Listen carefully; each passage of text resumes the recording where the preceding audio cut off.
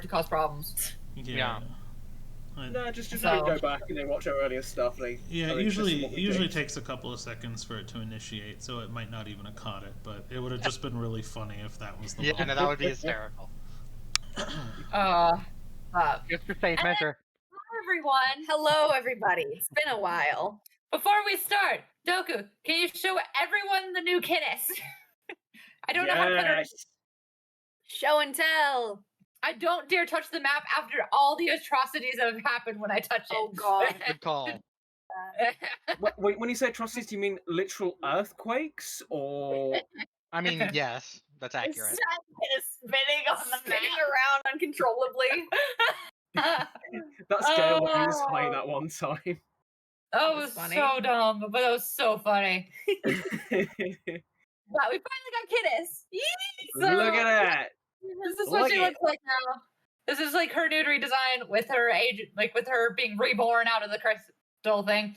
So I was so excited. I asked for her to redesign, and it just took a minute, but we got it. And thank you, Ava. And what's her little thing about? You could do the motion. Yes. Ava's handle is Expired Ocean on Instagram. She's really great. She is a great artist, as y'all can see, and we love her very much. Yeah, she's awesome. And, Thank you, Ava. Yeah, thank you so much. I love her so much. I was so excited. I was pacing with excitement. She was. And I was so excited to show you guys, but I wanted to wait for a I had to second. keep my mouth shut for like Yeah. 2-3 weeks, Yep. and I did good. So this is her. She's Wow. beautiful. So, but in any case, though, what hap- Killing Mike. so last session Murder. was last session the when we nearly blew our heads off because of sticking our heads off the ship. Well, you and Leah.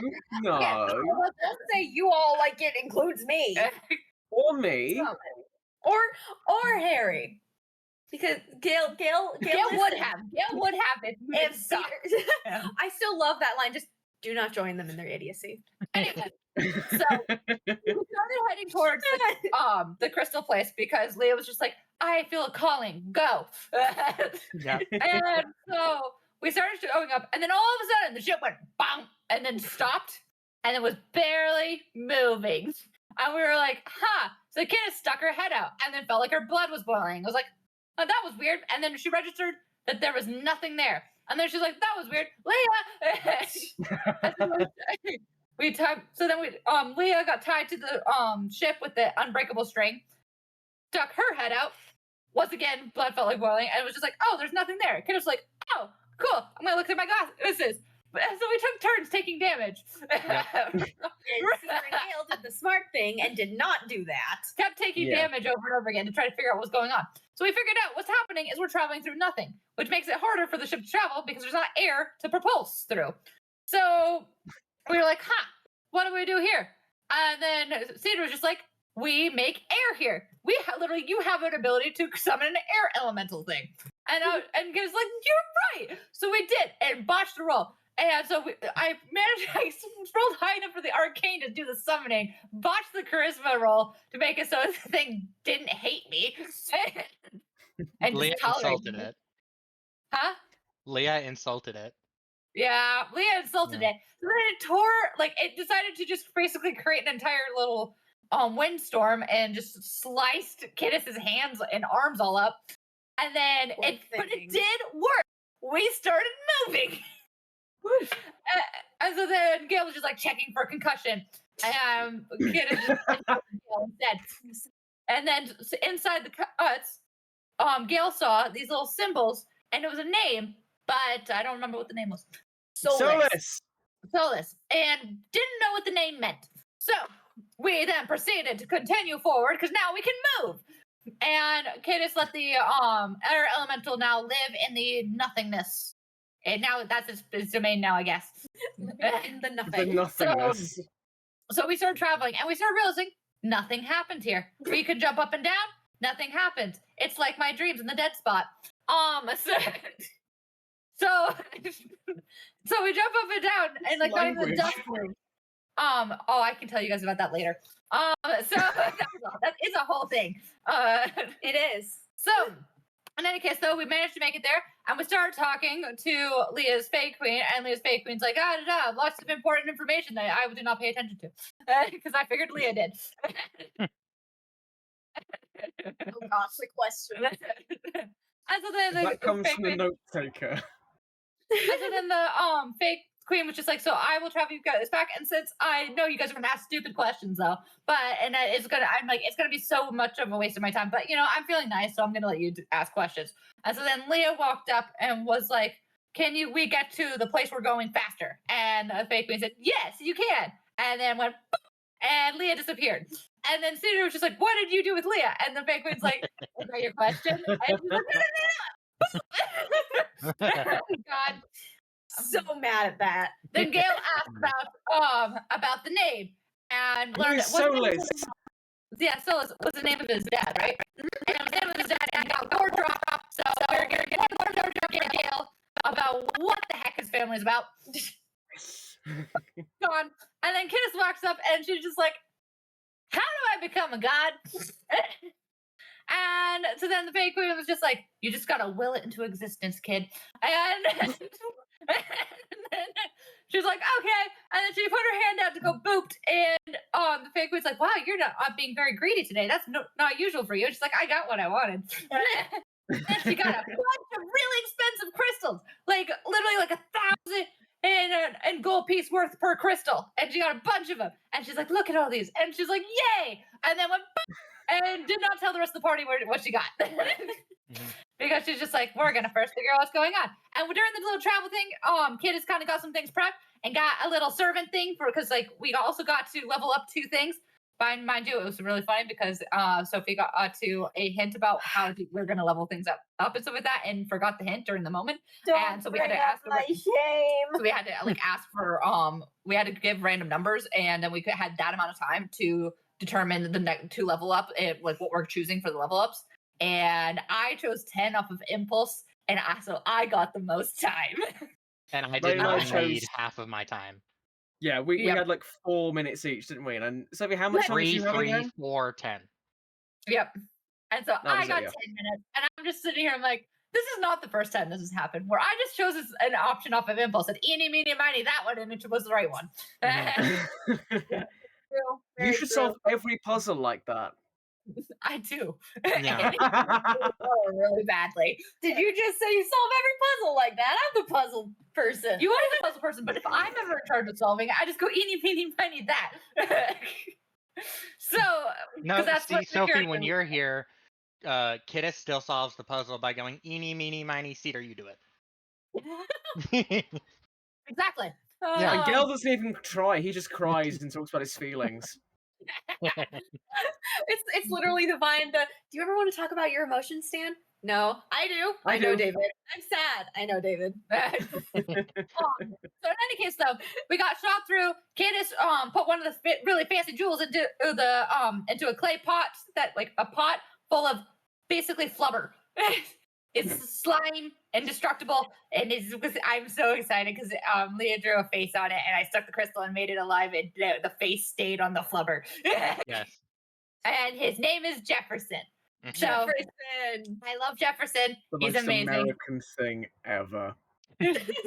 He's so cute. I love him. I know what name is after our 3rd president and our 2nd vice president. Oh, I That was don't know all. history. I just picked the name because I like the name. Yeah, and so then I know history. Hey, Gail, Yeah. we left you some Yeah, tea in but the you're- harbor. You should come pick it up. I'm sorry, what did you just say, Mr. I don't like tea? No, I said I don't like English tea. Yeah. Oh, but There's some civil war going on right here. Oh, no. War. Civil War implies... I was No, saying, I'm saying- No. Civil War implies that we're part of the same nation. I seceded a long time ago. but in any case, Technically, we won a long time ago. White House! In any Okay. case. Continue, Shuri. You didn't get Canada. So we got all prepped, and then we landed, and then we were like, okay, what's going on? And then all of a sudden, this old man started walking up, and Kids was like, hi. And then the dude started attacking us, you know, because that's what we do. And Doku killed my dog. So combat started. We got 2 levels up, so she got this special invisible dog thing. And then Doku stabbed it with anti-magic. Dispel magic. With and dispel my dog- magic, and it got rid of the dog, and she was very, very hurt. I am. What do you mean was? And Thing is, Sophie's been away for a while. She's now turned into Sophie Wick.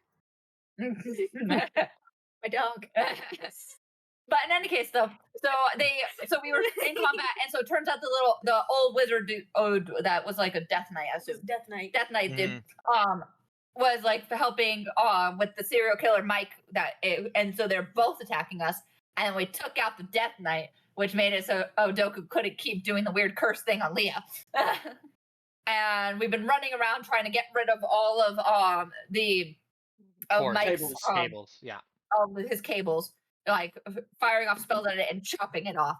And so where we're at now is it is now Mike's turn at the top of combat. Leah currently has haste still cast on her, and Kiss is under partial cover in behind or like under the hut and ran into the door. And it Gale did Teeling. damage, and I believe that is everything that we got left off with. I believe so, yeah. I think that's all the important information for entering combat again. Does anyone have any questions about what you did last combat? No, actually. Okay, we're gonna go.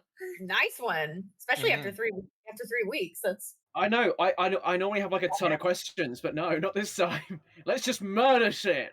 Good times. time. That was a good recap. That was, as always, a You great recap. kept up the solid energy for like 11 minutes. That was impressive. Yeah. Wow. 10 points to Gryffindor. By the way, once again, a reminder to everyone on from the stream, if you're watching, I do this with no notes.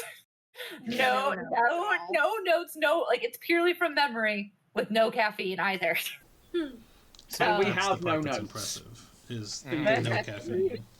Yeah. Let's go. Let's go. All right. Let's do it. So we got Mike on the board. Mike's turn.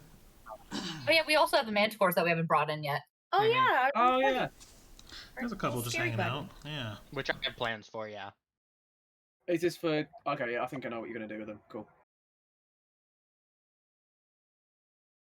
I'm not gonna say anything, just in case Doku hears.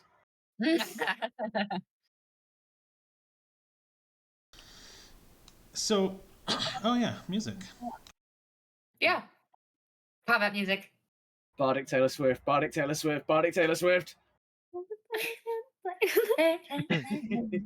Copyright, We didn't go that far. Didn't. still. And we didn't go that far. I stopped. That could have just been a sentence. It was no longer than a vine, so it's good. We're fine. It's fine. We're fine. Did you What? just make a rhyme with Vine? I didn't mean to, if we're being honest. But yes. But I I love your think so. mind, I really do. Aw, thank you. But I got sparkly dice in my hand. I'm so very happy. Nice. That is not the Hey. vibe. Is that Loser Baby? Yes, it is. Yeah! Oh, amazing. Such a good song. Trying to find my combat music here. Why is it taking so long? Wait, what? There what? we go. All right. I love that soundtrack so much. It's just, oh. Really is solid. Yeah. Solid top tier. I'm glad they got renewed for like a bunch of seasons. Yeah. Mhm. But I I want know, Sir right? Pentious to have his own song. I really do. I'm sure he will. Give him a song where he's just wandering around heaven like, what is all this? It's just what's this? Sir Pentious cover. What? This zoo has live pandas. I could use them for my heavenly minion. Just followed around by a battalion of pandas. Wait, red pandas. Red pandas. Yes. Yeah, exactly. All right. So Mike is My little red boy. Mike is gonna have some fun. So Mike is up. It's his turn. The storm around you still raging. 3 of his 4 cables now kind of loose, flying around. Random lightning strikes from the storm hitting them, almost charging him up as the energy flows through his body. They kind of take on a life of their own as he knocks back his kind of helmet a little bit, and the jaws of the helmet open as he bends forward and bites directly into Leah at full force. And at the same time, 2 of the 3 tentacles begin to form a lightning bow. And a lightning arrow shoots through the sky. Lightning strikes from the storm, striking it as it flies, charging it farther, and shoots directly at Gale.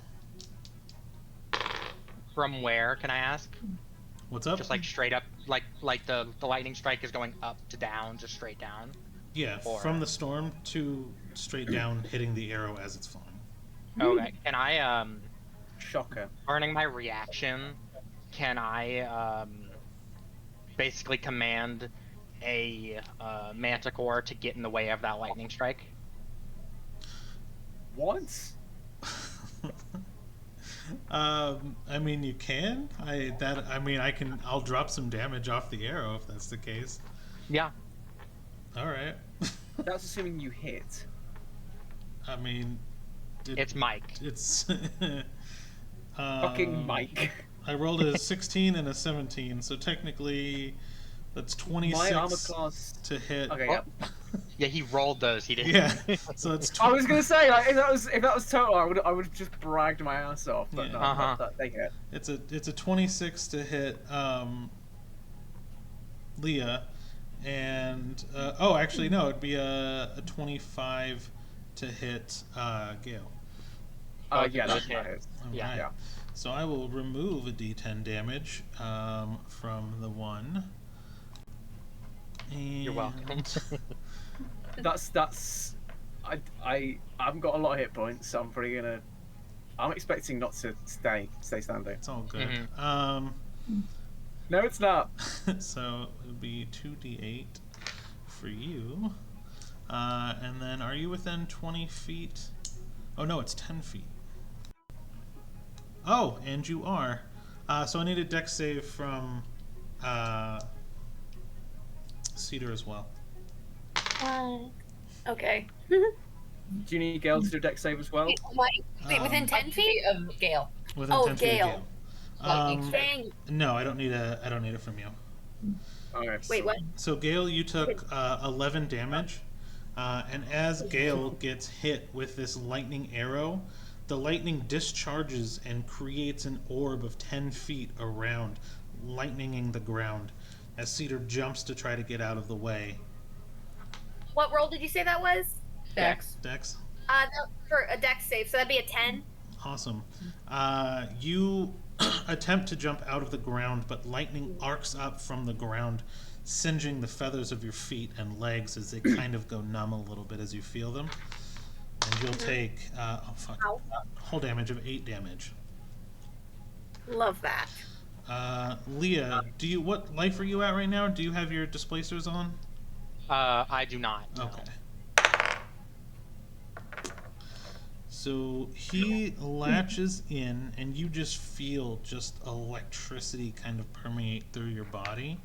And I'm like, that's a high roll that shouldn't exist because I rolled a d20 instead of a d12. 2d12 is 18 damage. Okay. Now my displacers are up. Okay. And one of your manticores did kind of swoop in and take that lightning bolt. Not enough to take the manticore down, but it just took whole damage from what felt like strikes of lightning. Okay. And that'll bring us probably to the top of the round, right? Yeah. So Cedar. Okay, so for my action, I would like to cast Mind Sliver Nice. on Mike. So that will be an intelligence save of 17.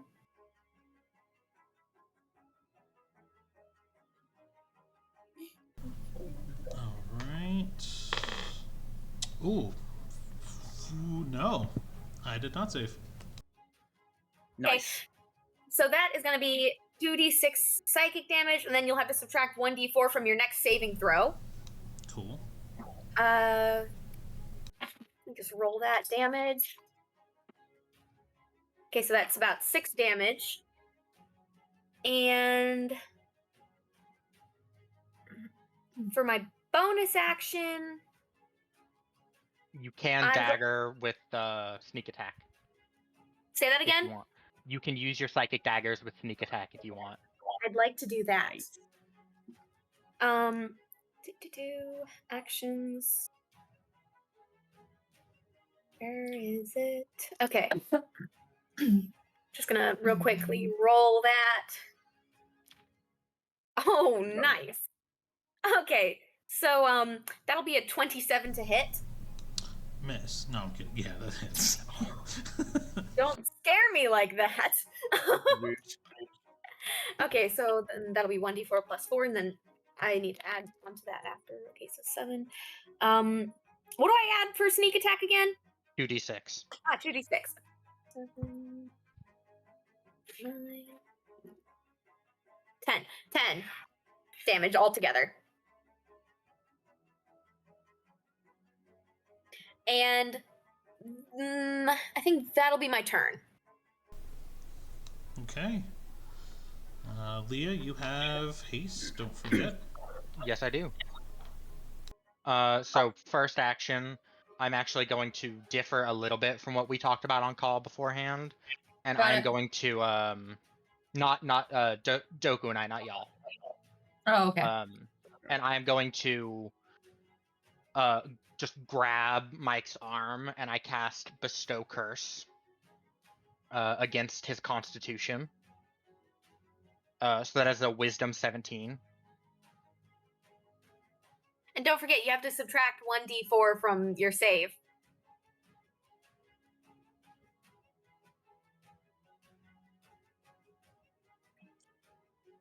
What the heck?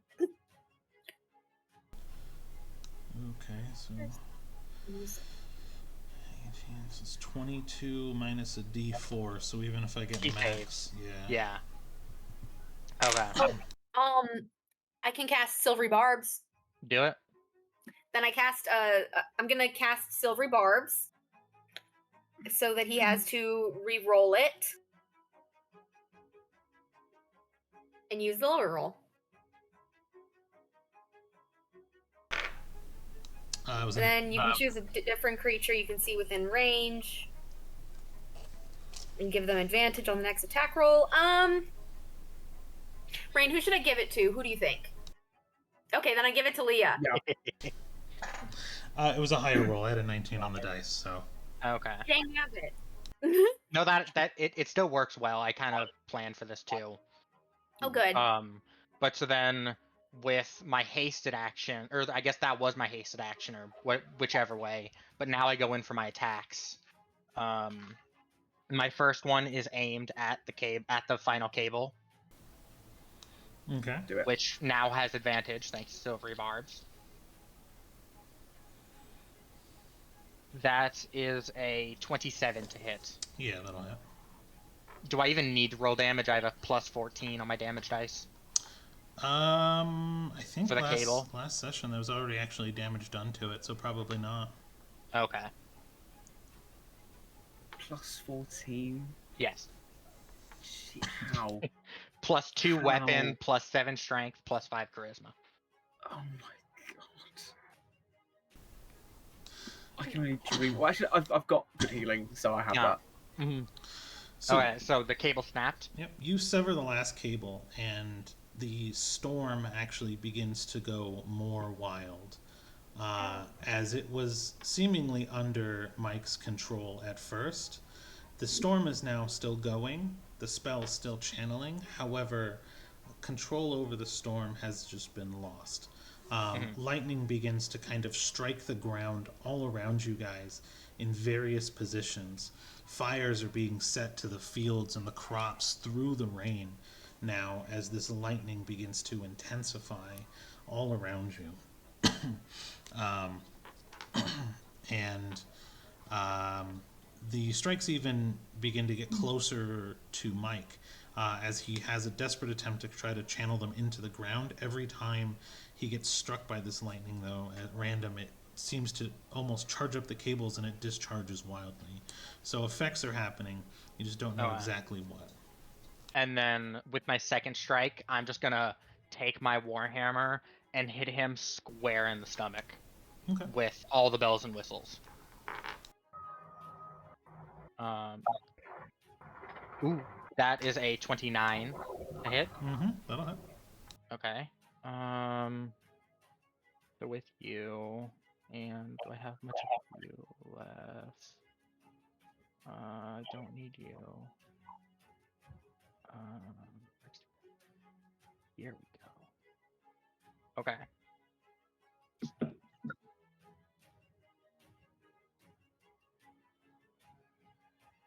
Okay.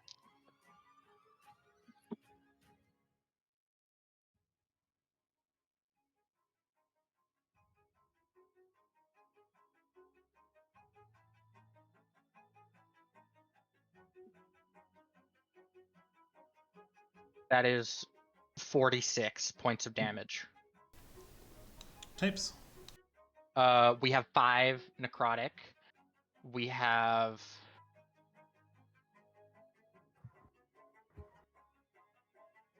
we have 16 radiant, and we have 25, I think. Yes, 25 bludgeoning. Perfect. So you hit him kind of square in the stomach, and his armor in that area actually kind of begins to crack, and you kind of see what looks to be a Warforged like core, kind of like sparking on the inside. But instead of that orange glow that you'd be used to with Warforged, this is actually like a cracking sky blue of lightning. Okay. And that is me. Cool. I need you to roll a d20 because I just pulled up another table. Love it. 7. 7. Lightning strikes near you. Okay. But it does not make contact. Love it. And let me. Oh, I forgot to pull up the storm. Hold, please. And then does he have to make a save to maintain concentration? He did. He saved. Oh wow! Fuck. He doesn't have advantage on it anymore, but it was a straight roll. Yeah. He's all right. For now. For now. So the storm going wild, everything begins to be kind of heavily obscured. Everything seems to be harder and harder to see through as this storm kind of begins to kind of hit hail against the ground, and as it splinters, parts of it start hitting your face and eyes, and you have to kind of squint, and the freezing rain now is just bolstering the field, making everything just windy and difficult to be around, like a hurricane. So, at the beginning of your turn, Kittis, are you still... No, you're immune until your next turn, right? Yeah, I teleported into my next turn, so I'm out. I'm good. Mm-hmm. So, let's see here. Okay, so we don't need to worry about that then. I'm not going to make you roll. So, you feel the cold even through the immunity, but you understand that it's just crazy right now. What would you like to do? Let's see. First, how are you doing, Rain? I could use some, but if you need to get in the hut first, do that. Okay. So Kittis is going to rush around and basically try to find a window to look, or like if it's like a window in the door or a window on the side, and basically look through and teleport into the hut. Yep, you do so. The inside of the hut doesn't have a lot of furniture at the moment. Everything is very, very meticulously clean, however. and almost magically protected from the storm. But even that, you can kind of hear what sounds like large hail chunks hitting the roof, and maybe even breaking away some shingles occasionally as they kind of slide down and hit the ground in front of the window, which you just look through the teleport in. But you seem to be protected from the storm for now, as cold permafrost actually begins to freeze the corners of the windows in between the panes of glass. Okay, so Kittis is just going to kind of stay right there. Was that my action? No, teleporting is your bonus, right? Yeah, I know, but like, was looking for the window, did that count as an action, or was that just movement? I'll say that'd be your whole movement. You kind of, it's line of sight, so you moved into a window and then you saw line of sight and did your bonus. So you have your main action. First level or second level? Hit me with a second. Second. All right. Second level cure wounds through the Homunculus. homunculus. I can never figure out how to pronounce that every single time. Right. I've read it. I just can't ever remember how to pronounce it. Mm-hmm. So 2d8. So that's 10 healing. Love it. And that will be my turn. All right.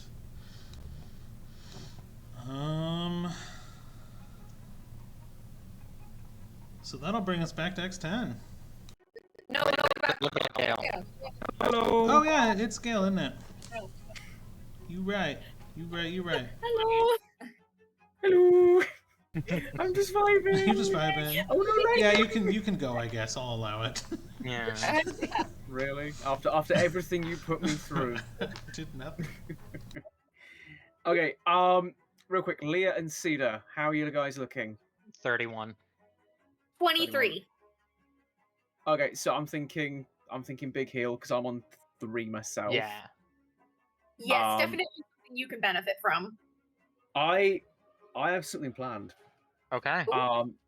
Because you see Gale sort of clutch the locket with his mother's face in it, and you sort of see this sort of glowing energy sort of spread out from him and form a sphere around, sort of 30 feet around him, circling Leah and Cedar as he casts Mass Cure Wounds. Actually, Yeah.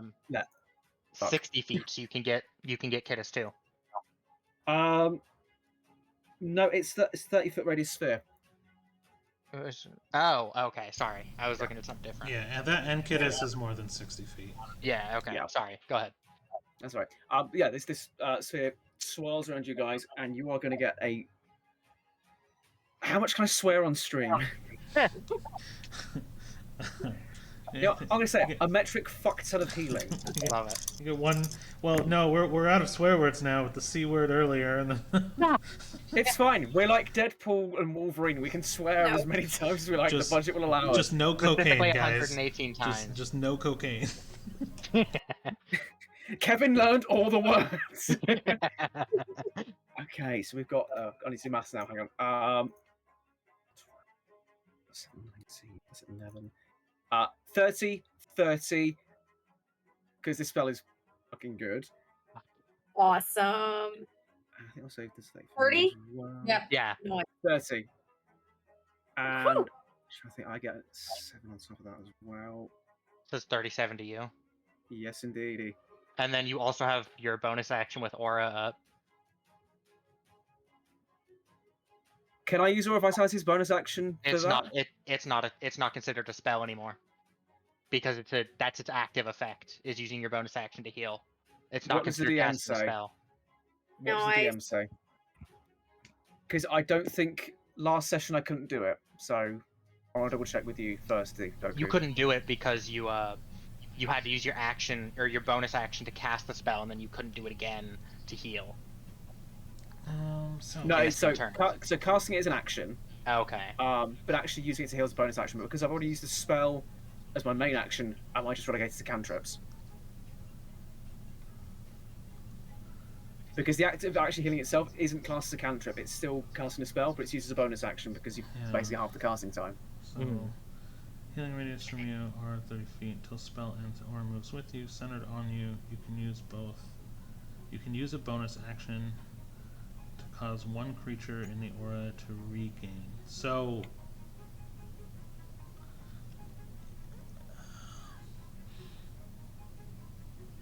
what was the mass cure wounds? That was just an action spell, right?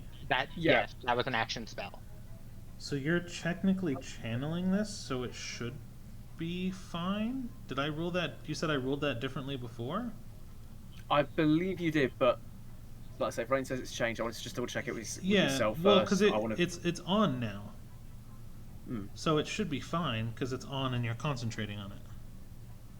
Yeah. Yeah. Okay. So yeah, like I think the original reason why we said no before is because you had already cast a spell and you were trying to initiate the aura. Mm-hmm.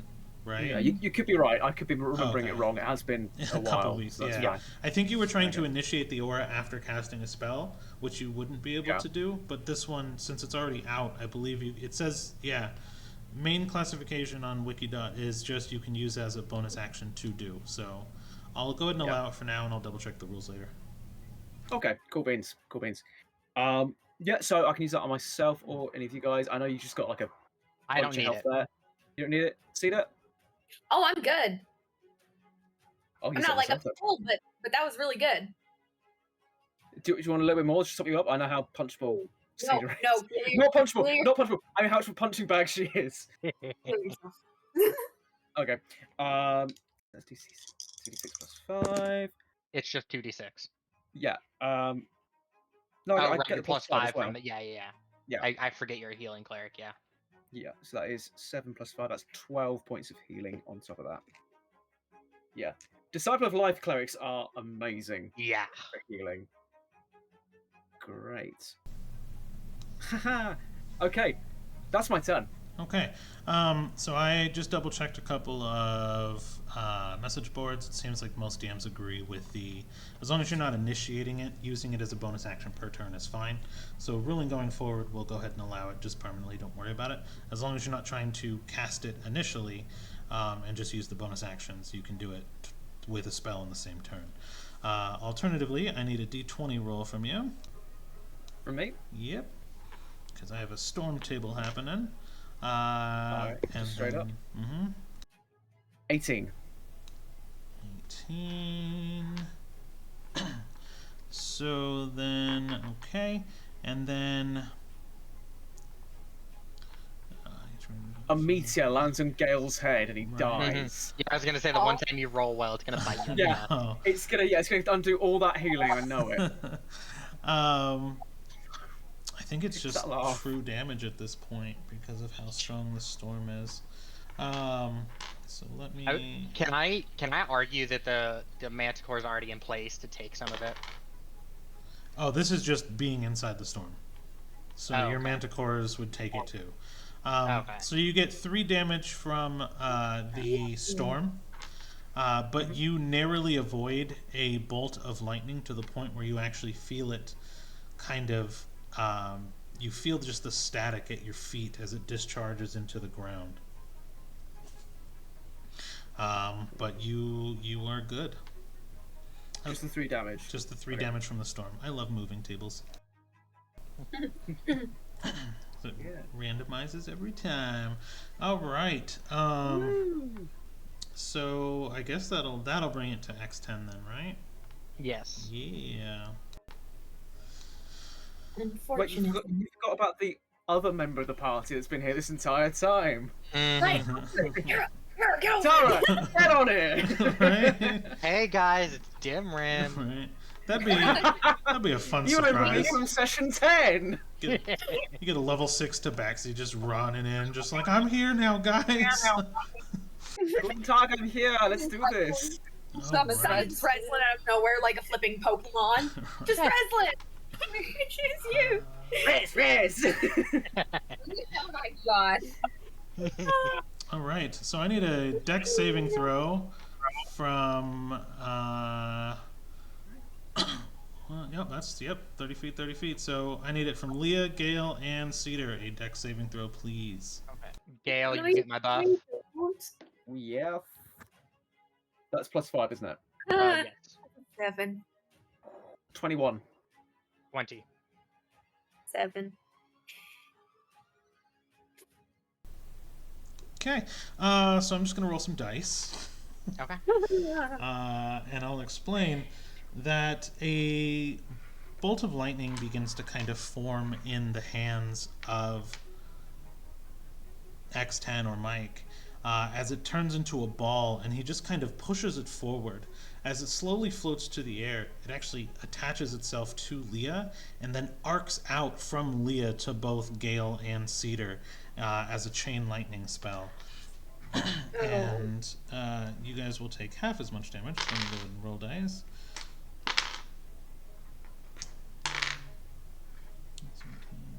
23. 35.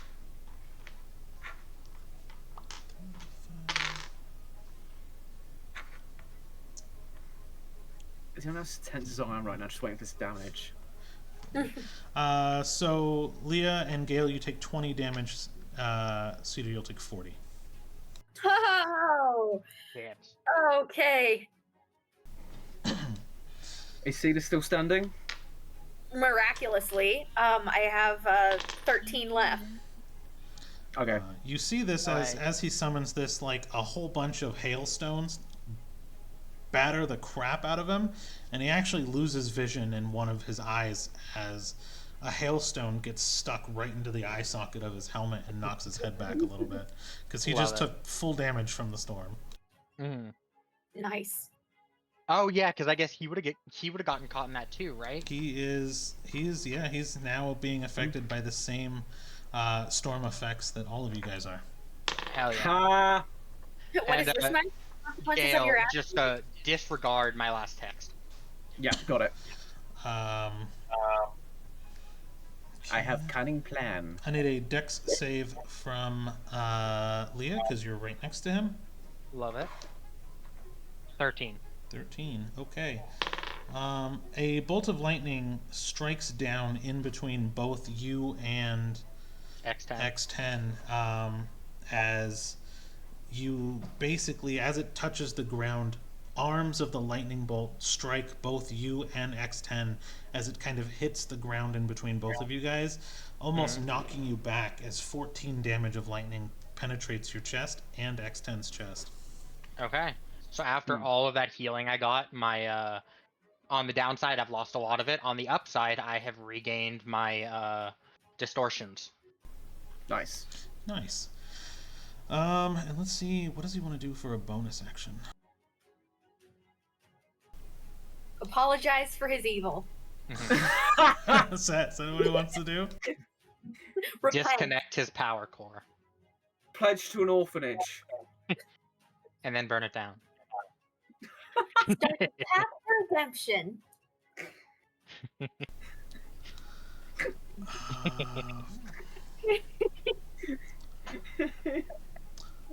Fuck it.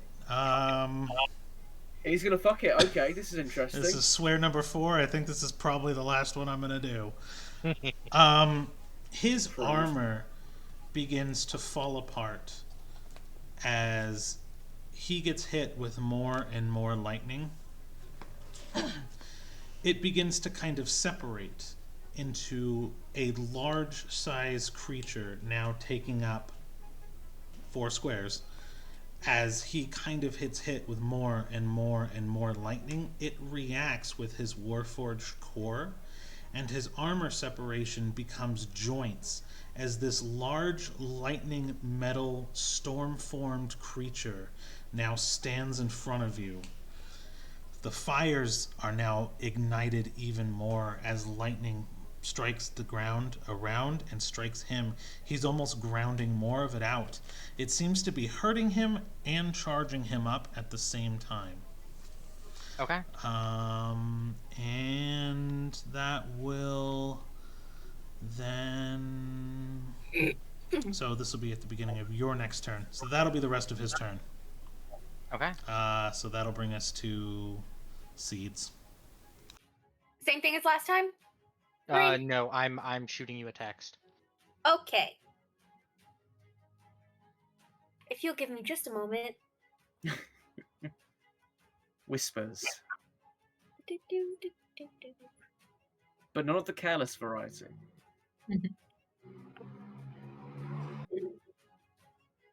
I can't. Wait, I can. Never mind. I can. Forget I said anything. I want to cast Tasha's Mind Whip. That'll be a intelligence save of 17. I'm glad I'm not setting that.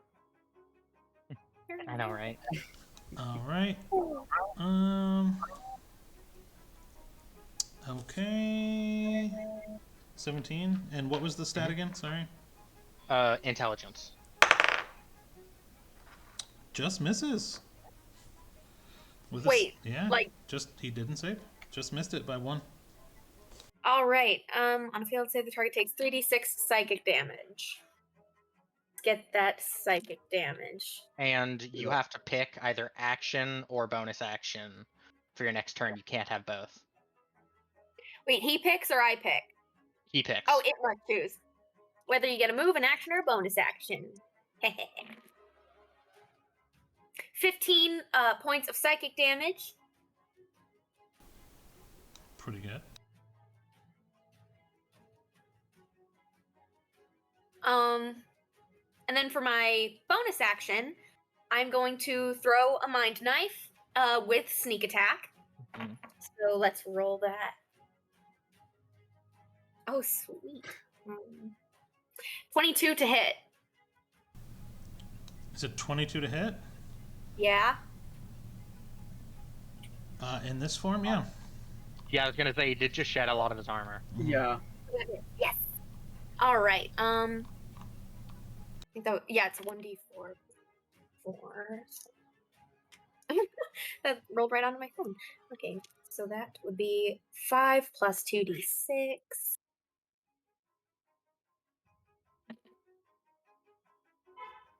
Okay, so that was 13.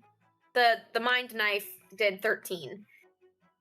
And the mind whip did, I forget. 15. 15. Thank you, Rain. So 15 and 13. 28. Thank you. You can't really tell what type of damage he's taking, how he feels. You can't tell if he's bloody. He's just like basically lightning and armor at this point.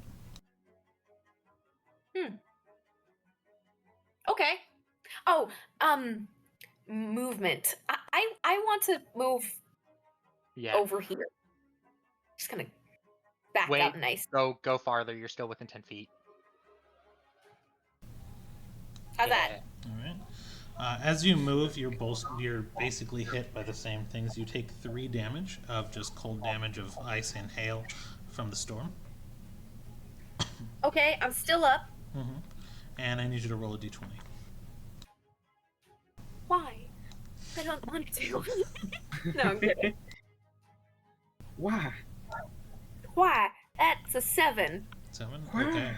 That is clear on this table. You have 2 lightning strikes that just happen to your left and your right, and one where you previously were standing.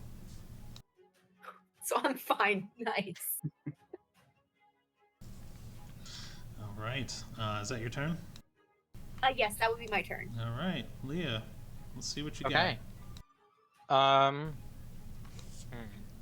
Start off with 1 damage from the storm. Okay. I am going to. I will bonus action. Stone throw to try and knock him off his feet. So that is that's a 25 to hit. So that'll still hit, yeah. Okay. And then I need a strength 17.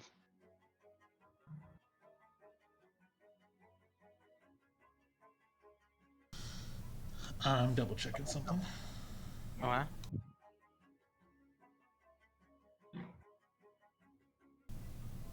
Because I'm wondering if you could still knock him down due to his size.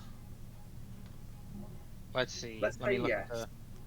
Well, because is he the one that grew, or did he create another entity? So he is now large, Okay. which is Then like let me 4 check. times as big as you. I'm trying to find the spell. I mean, for intents and purposes, I count as large, but I see your point, so I'm going to check. Yeah. That and technically throwing a rock should technically fail due to the storm. So I'll just say no for now. I'll say you can still hit and do damage, but it's probably not going to knock him down. Well, if I can't knock him prone, can I revoke that? Sure. Sweet. Then I will bonus action, hidden step, turn invisible. And I will go for another hit right at his stomach.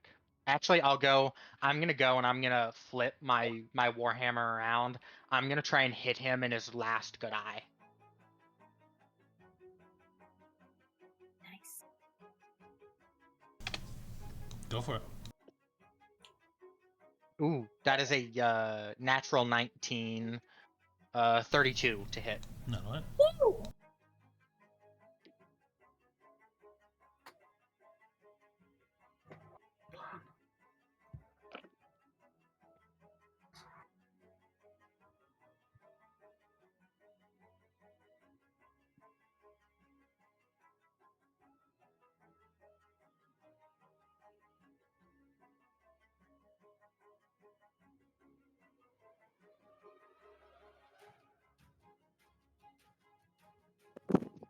What's 29 plus 14? That's 43. Yeah. Okay, so that's 43 points of damage, 5 necrotic, which puts us down to 38, and then it was 15 radiant, and that puts us at 23 bludgeoning.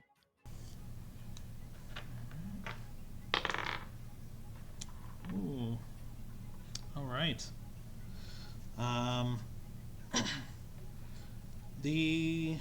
What you see is you definitely kind of take him out and you smack his head and it kind of cracks. There is a physical form behind the lightning mass that you just kind of reached and struck out to. But as you kind of hit his face, the armor that was being held together from his head just kind of disappears and falls to the ground dormant. As this pure lightning now form of a head is just kind of staring, and black charring of just pure carbon in the atmosphere forms a bit of a smile. Okay. And then second strike. Natural 16, 29. Yep. Okay, so I'll do things easier this time. I'll start with the bludgeoning. It's the easy way. Jesus. Start with the bludgeoning. The easiest way. Okay, so that is 19 bludgeoning damage. Okay. 11 radiant and 5 necrotic.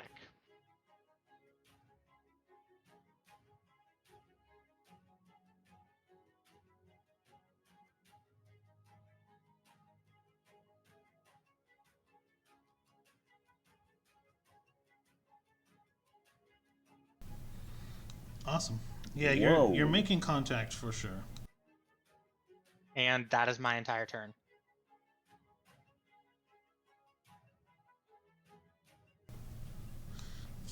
So the storm actually begins to fade. His concentration seems broken, and the storm is not completely gone, but it seems to actually be lessening at this point. So the effect is going to be a little different. Because it's still present, just not as strong.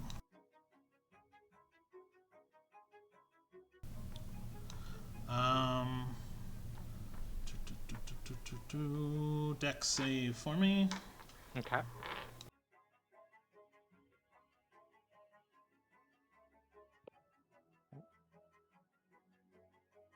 $11. Okay. You'll take true, so you take 7 damage. Okay. And then Leah's turn? Or Gil's turn? Yep. Alright. Got the proper order this time. I'm not skipping players. Woo! So Gale's got a plan. He's going to try something that he hasn't done before. But I think things are at this point in the battle. He's going to try and help out with the beatdown a little bit there. And you watch him sort of grab his hair symbol, reach out and really focus and mutter something under his breath. And you watch as a large, almost sort of golden blue knight in shining armor appears about there. As he casts Guardian of Faith. And so heavy plate armor, shield emblazoned with this symbol of Aquafania. Shield sword ready to go. Doku, can I have a dexterity save for me, please? Feels so good to say, doesn't it? It really does, yeah.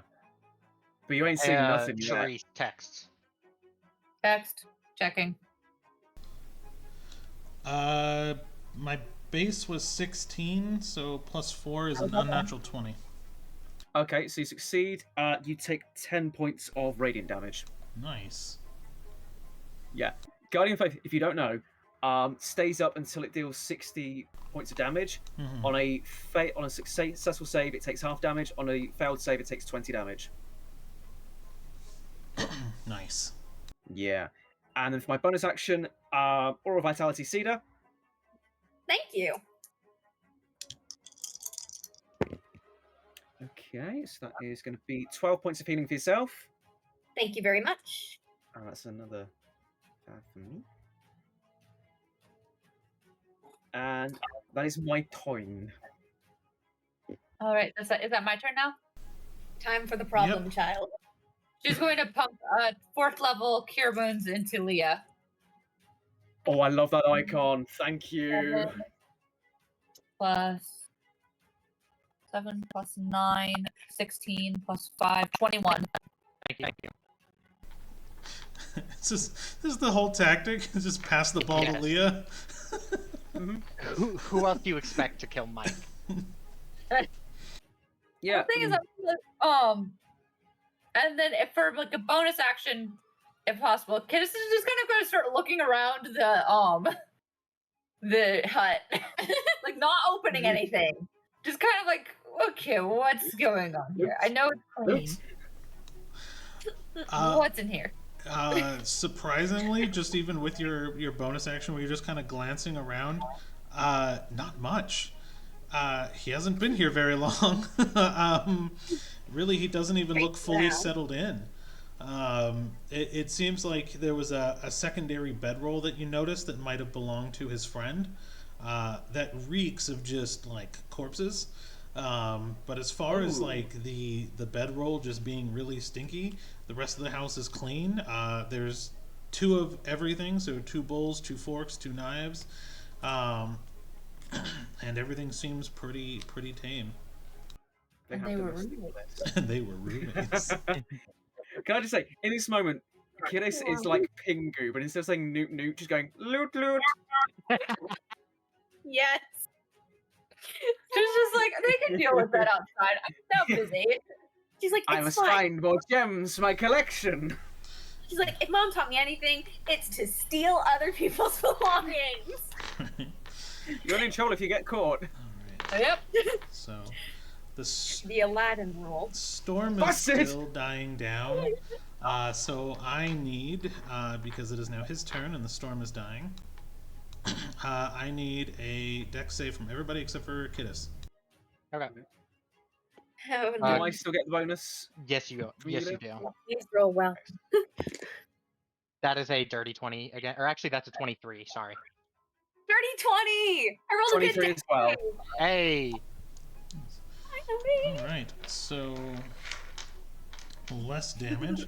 As lightning strikes the area all around you guys, the entire battlefield seems to erupt as this storm seems to be giving one last push on its dying breath. As anyone who saved, ooh, that's high, 12 damage. And anyone who, well, I guess everyone saved, including Mike, so everyone, including Mike, takes 12 damage. Kidus, you do not take damage, but you notice that the lightning struck, attempted to hit you directly, and hit the roof directly above you, breaking away pieces of roof. You can now look at open sky as the roof begins to ignite on fire, and small burning chunks of roof are now falling down into the cabin around you. Pretty skylight. Yeah. Wait, what color is the fire? I am terrified. It is normal fire. Oh, thank Okay, God. good. The I fact, do not want a repeat of last session. Uh-huh. okay, the fact that we like something instantly goes on fire, and we're like, oh, okay, it's only normal fire. That's fine. Like, Yeah. Mhm. It's ooh, only that's- regular I mean- arson, don't worry. Spell plague, I get it. Yeah. Let's see here. I have worked in the Magnus archives for far too long. I am recognizing patterns. the eye watches. So he is going to make. And I'm back down to 28, so my displacements are up. Yeah. Cool. So you get hit with 2 claw attacks and 2 tendrils of lightning from his back. So he's going to fully unload everything he has into Leah. So first one is 22 to hit. Miss. Second one is 25 to hit. Hit. 30 to hit. Hit. And 25 to hit. Hit. Okay. And that's with the displacer effects, right? So they're basically, how many of that actually gets through to you then with that? Well, that with the displacement effect, you should have been rolling all those at disadvantage. Oh, cool. Let me reroll.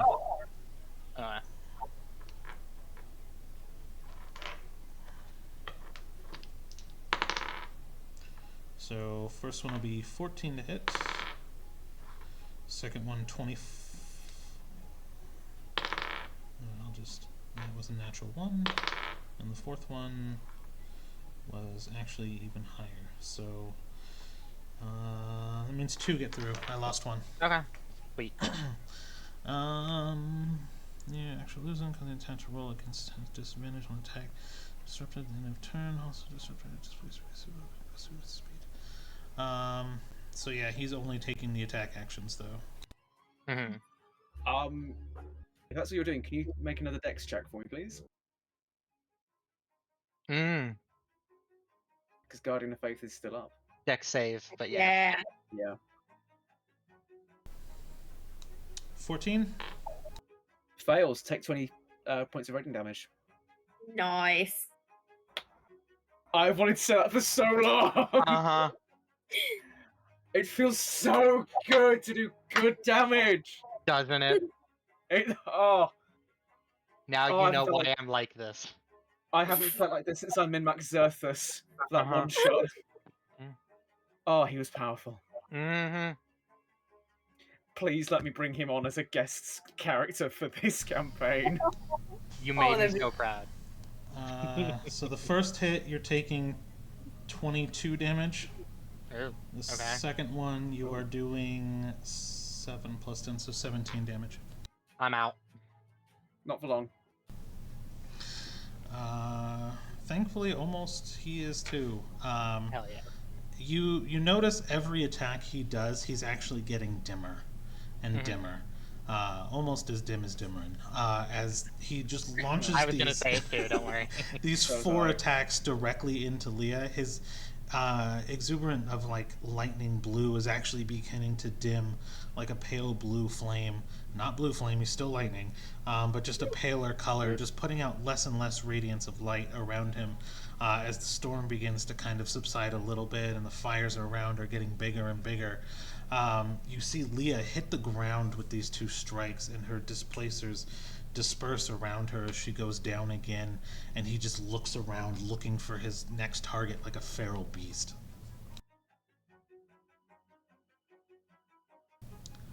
And that will bring And us that's Cedar. to Cedar. Okay. You know what? If it ain't broke, Don't fix it. Let's go with Tasha's Mind Whip again.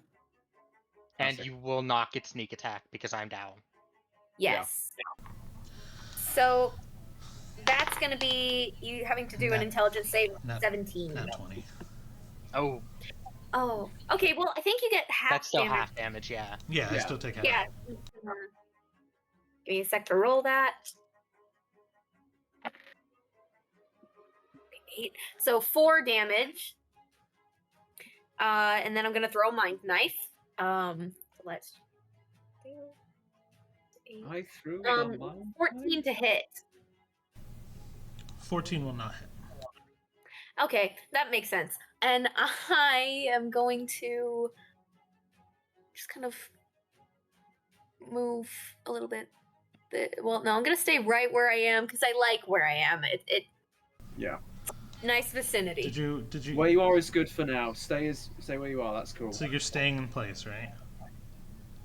Yes. Okay, just making sure.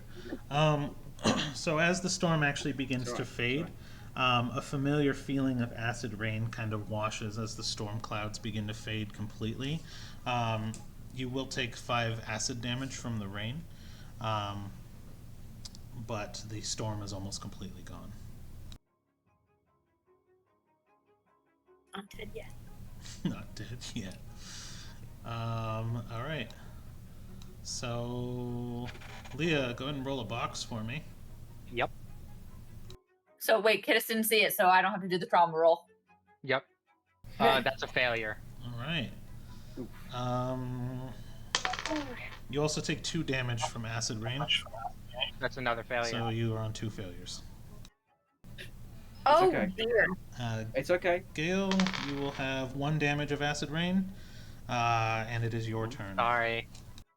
That's all right. It's okay. Damn, Fifth no one level got that. Mask Cure Wounds on Gale, Cedar, and Leah. Thank you. Which is D8s, not D6s. So I have so many dice, I have to try and organise them. Oh, good heals. Good heals. Okay. That's 6, 12, 17, that's 11, 28, 28. Beautiful. yes. And I get 12, 7. And then I'm also going to pop. I feel like popping the Aura of Vitality is more important for Leah at this Mhm. point. If you agree with that, Sophie. Yeah. Oh yeah. Sorry, I was nodding. Yep. I don't know if that was visible, but yeah, no, I'm good. I'm good for now. Okay, cool. So that's gonna be another 2d6 for Leah. Assuming I don't drop my dice everywhere. Okay, that's 8 plus 5, 13 extra points of healing for yourself. I would just get the 8 because I don't do the +5s. You do get the plus 5. But Disciple of Light is for you. Let me just double check that. I'm pretty sure you do get the plus 5, but I'll just double check it. Yeah. I mean, if I do, that's fabulous. But Oh no, you're right. You do just get the d6. Okay, never mind. That's still 8 extra points. yeah, it's something. It's very helpful. Take the healing I'm giving you, please. It's all I have. That's what you hear as Gale just casts these 2 spells. Mm-hmm. Let me heal you. And that is my turn. So Kittis's turn. Mhm. Rain, heal, or I was thinking about teleporting out of the firehouse and Yeah. shooting Yeah, an fuck axe. shit up. Fuck Okay. shit up. Okay. She goes over and teleports out to here.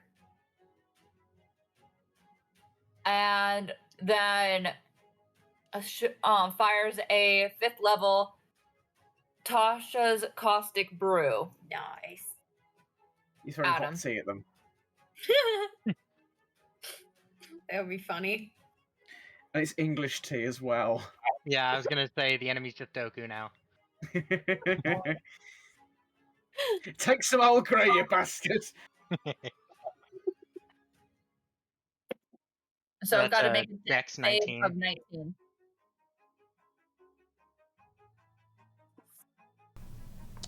actually did. I love this dice. I rolled an 18 base, so he did save. Okay, so that's still half damage. Half damage. Okay. So 5th level. Get rid of that. And then let's see. His costume. Half of 24, 12. 12 damage. And he saves so he doesn't get the acid cover, right? Yeah, right. And So then 12. Kittis would just use her teleport. So Okay. bam. Alright. All right, and that is her turn. And she has teleported, so she is now still got the little beam thing. Nice. Perfect. So he's looking very dim, but his smile on his face is getting larger as he begins to kind of spin in place using the. I don't have to pick, right? Because I succeeded on Natasha's mind whip. Remind me. Right. Yeah. Yeah. Okay. Correct. So he actually begins to no, kind of spin as a large creature, and it kind of creates an unnatural whirlwind as he spins in place. And you notice the crops that he's actually burning. Oh no. As a fog begins to kind of open the field. As Wait. he's Wait, just all a over huge again. asshole. And what else do I want to do? Let's see about shenanigans. When you finish your shenanigans, I've got something that I need you to do. Oh dear. I'm just stirring the pot on this. Oh dear. It's fine. It's fine. It's okay for me. It's for Mike. I need a wisdom save from all of you. Wisdom save. Including Kittis? Yep. Okay. Do we get modifiers because of Leah? You do. Yes. So that is 17. 16. Ooh, hang on. 27. Also 27. Okay. I love having a +8 to my wisdom modifier. I have a plus 12. Well, with your +5, that makes mine +13. So Yeah. also, thank you for the 5. Fuck you. Buy me dinner first, darling.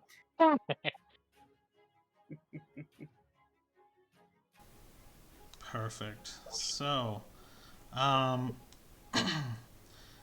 everyone except for Kittis.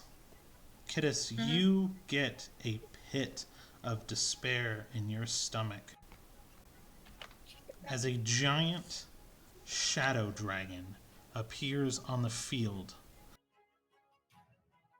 What? Lightning. Beg your pardon. It's a lightning spell. Okay. Why? Okay. But no. I mean, it's an 8th level lightning spell, but it's a lightning spell. You know what? Wait, you said that's a spell? It is. I'm gonna do something if you'll allow. I'm gonna do what we talked about earlier for heat metal, but with counterspell. You never dedicated the time to it. Well, right, but can I do that as a reaction and just burn my entire upcoming turn to do that? You'd have to do it on your turn, unfortunately. Ah. Nice try, though. Also, Kittis, you are, for all intents and purposes, you are frightened. You see this giant dragon, and your impulse on your turn is to run. You will just run. Also, I'm choosing a damage type of lightning. Okay. And let me see here in the cone of attack would just be Leah and Gale. Breath weapon. Sort of, yeah. And so he is going to use a cone. Yeah, it'll be a breath attack. And I need an intelligence saving throw from Leah and Gale specifically. Well, we do have my buff, so at least we can try. Yeah, but it's me. It's Gale. Sorry, the 20. laugh. Never mind. Yeah, right. Go ahead. Nat 20. Nice. Yeah. Natural 19 for a 24. All right. 25 with nat So 20. you guys will take half as much damage. Thank God. Oh, Rain. Yeah. Rain. Oh, I- Texted you. This.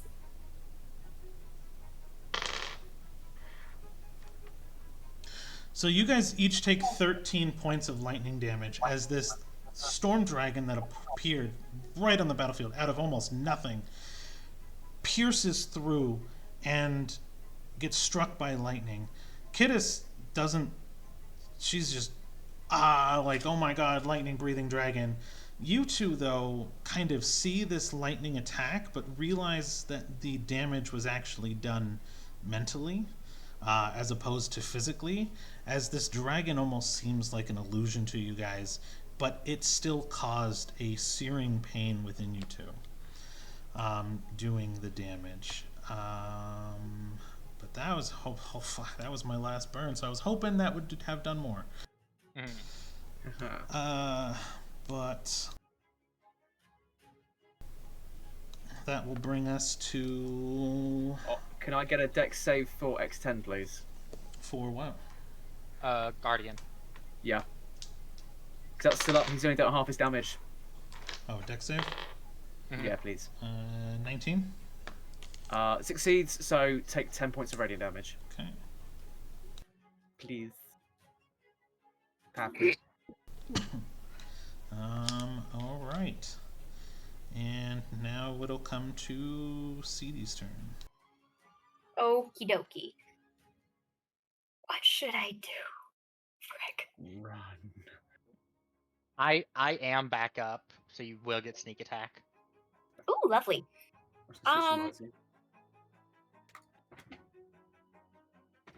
I'm gonna cast another Mind Whip. So yeah, intelligence save of 17. Are you okay?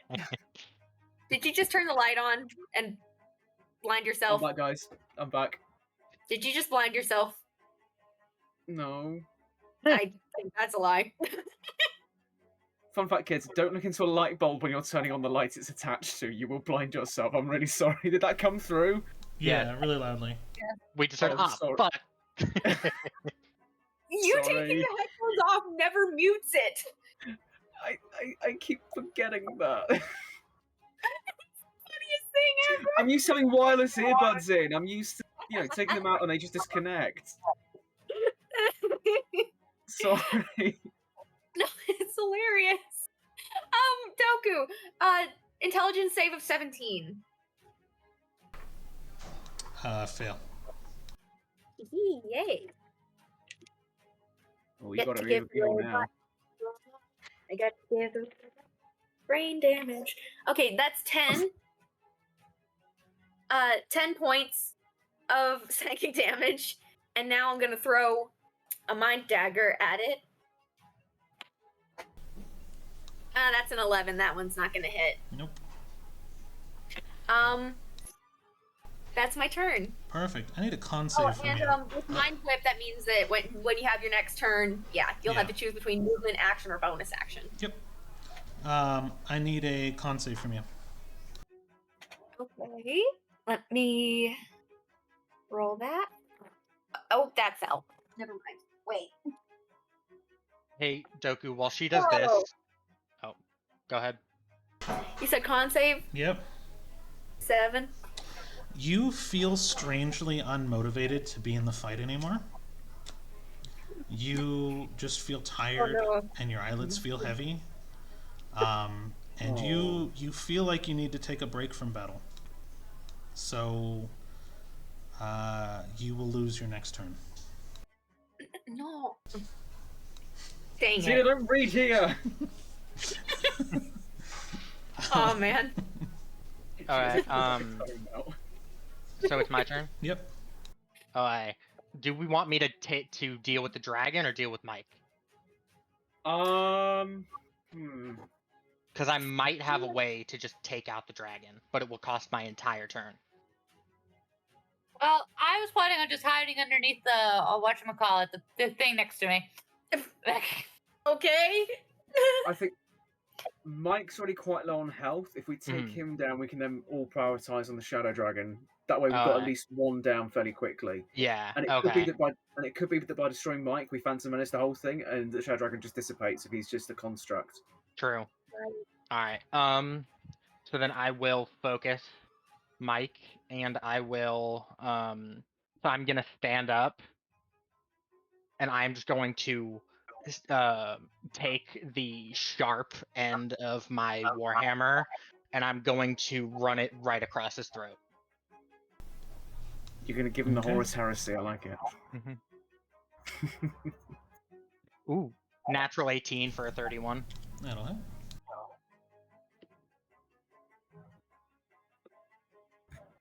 Starting with bludgeoning.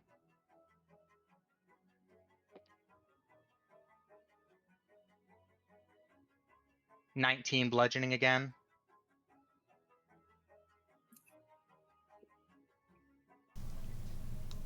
All right. 17 radiant and 5 necrotic.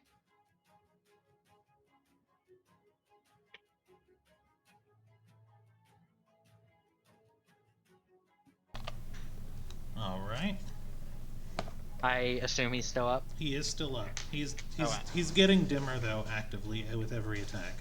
Alright, He's actually then- looking considerably weaker. Then I will second strike at him. Okay. 24 to hit. Just meets. Yep. Love Or- it. Yeah. Actually, no. That was. Yeah. No, we're good. Ignore. Yeah, I was gonna say you shed a lot of armor. Yeah. so- No, we're good.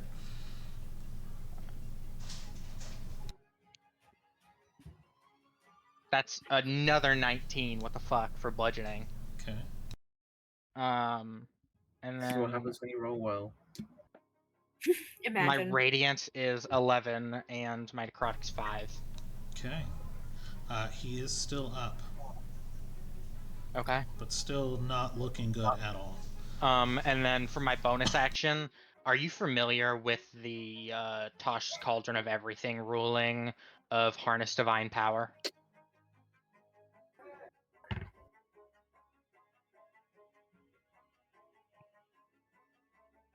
Don't do that, Harry.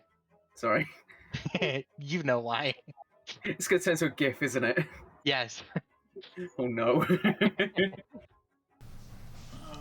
I know it's bad when you say not to do it. That's when I know things will be bad. That's when you know. Yeah. So you're gonna try to use a channel divinity to do another spell?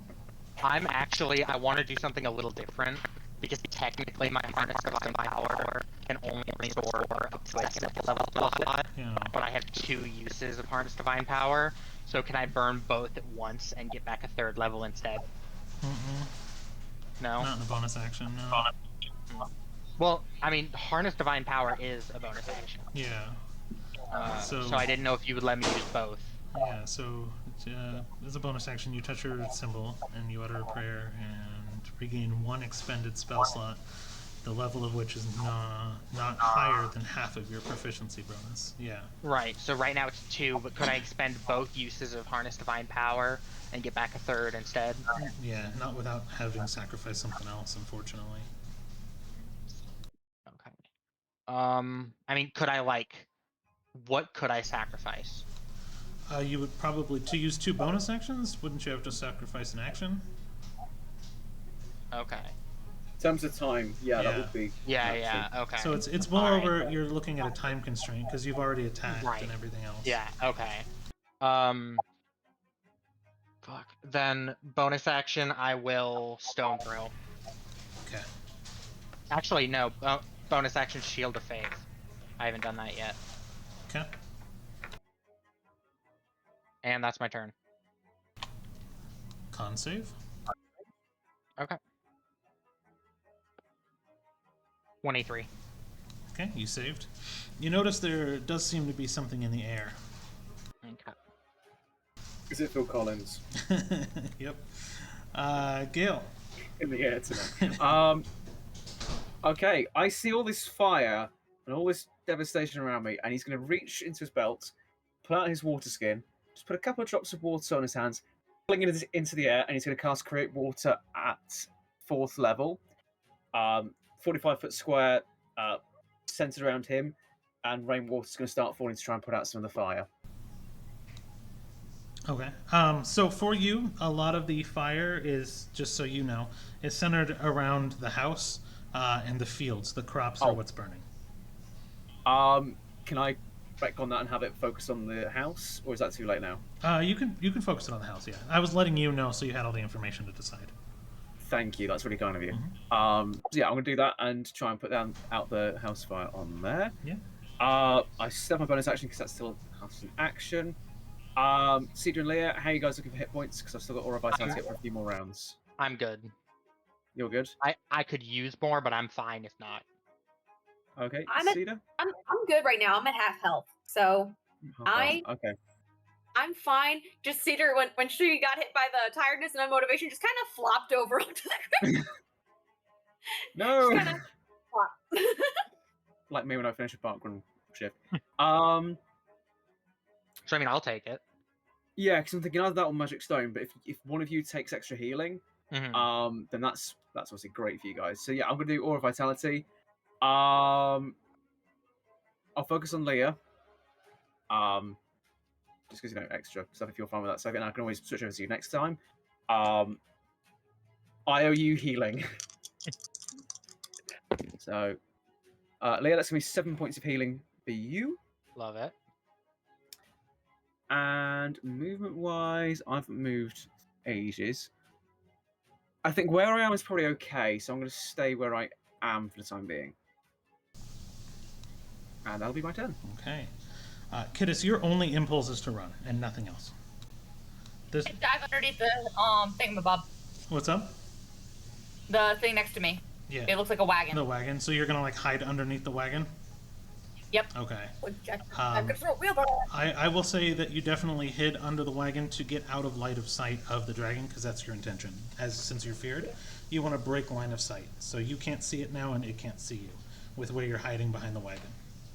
Does that count for my movement or action? That is your whole everything. Okay. Well, now I'm out of line of sight, so And which means that I can actually do things next session or next round. Depends on your con save, because you're breathing. Okay, because I thought it's on while the source of fear is within line of sight. But this is for something else. This is for something else. Okay, con save. Yep. Yeah. Okay, Constitution save. 16. Okay.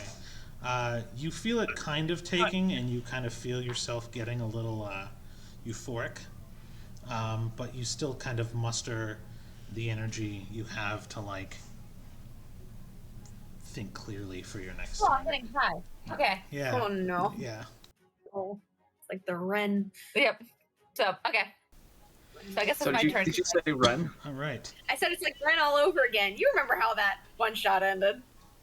Tina, it's me! I'm calling you from... But I guess it's my turn. All right. So X10 is going to do a thing. So a ward where Cedar was before she moved that got struck by lightning bursts as X10 unforms and reforms right behind Gale. Oh no. Would I get any kind of op attack? Because he turned into lightning and came out of a lightning ward that was on the ground. Okay. He did start his turn within 10 feet of the Guardian of Faith. Mm-hmm. So I'll make that deck save. Please. No. That's Was 20 that- points of damage. He failed. Wasn't there only 10 damage left? You said it was up to No. 60, right? No, he had 20 points of damage, so you'd taken 10, then 20, then an extra 10, so he's still got 20 left in his pool. Okay. Was that a fail or a success for you? It was a fail. So you take the remaining 20, and he's gone. He does not look Nice. good at all. Nice. His lightning is very, very dim. He is barely hanging on, but he is going to give it everything he has as he does a 2-attack flurry against Gale. my little blue boy. For a 19 and a natural 20 to hit. The natural 20 hits. Oh, sorry, it's 19 plus, so it would be 19 plus his 10. So 20, technically 29 and a natural 20. Show off, they both hit. Sorry. Let me just find my damage here. Just, Nope, that was know that if you kill D21. Gale, Yeah. if you're the DM that kills Gale, Yeah. You're I'm fine. gonna. Oh, Rain, I don't think I can. Okay. Oh, right. Yeah, you can't. Yeah. 17 Peter damage. is temporarily depression. 17 damage and 19 damage. is that total for both? Yeah, so 17 for the first attack, 19 for the second attack. 34 total, gotcha. And then he's going to do it again. Gale is not looking good at this moment. And he is going to attack Cedar, who is high as fuck. So he will have advantage. So it's a 21 to hit. Yeah, that And hits. a 24 to hit. So 21 damage and 15 damage. I am out. Okay. Then, Mr. Dragon, I need an intelligence save from Leah and Gale. Still get my buff. Nice, thank you. Nat 1. 23. Okay, so you save, so you'll take half as much. So let's start rolling. This is where it all comes together. Please.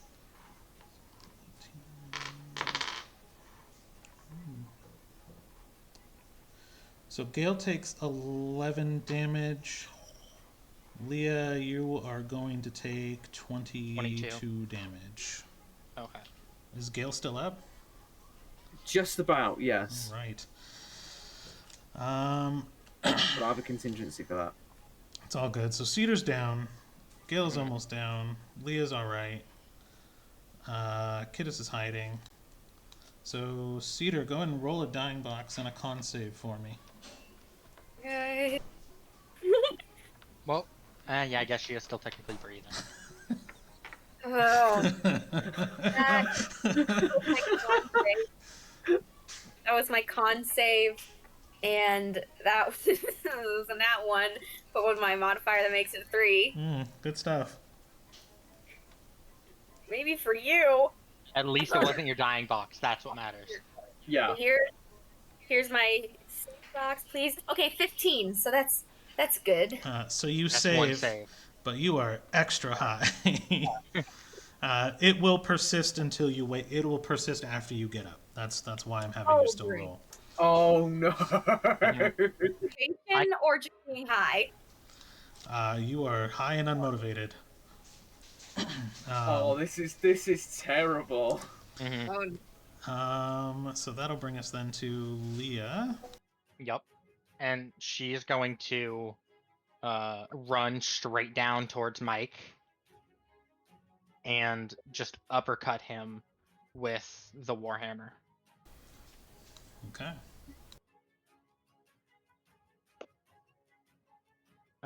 For a 25 to hit. That'll hit. Love it. That's low for you. Yeah, right?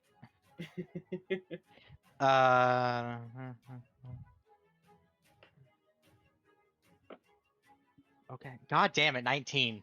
19 bludgeoning damage. I can't escape the 19. It is all good because that would be enough. Love it. So then what I'm going to Yes. do is instead of uppercutting him with my Warhammer, you're going to see Leah run in, and in the gash at his throat where that she made last time with the sharp end of her Warhammer, she's going to grip that with both of her hands and rip his head from his body. Nice. Sweet.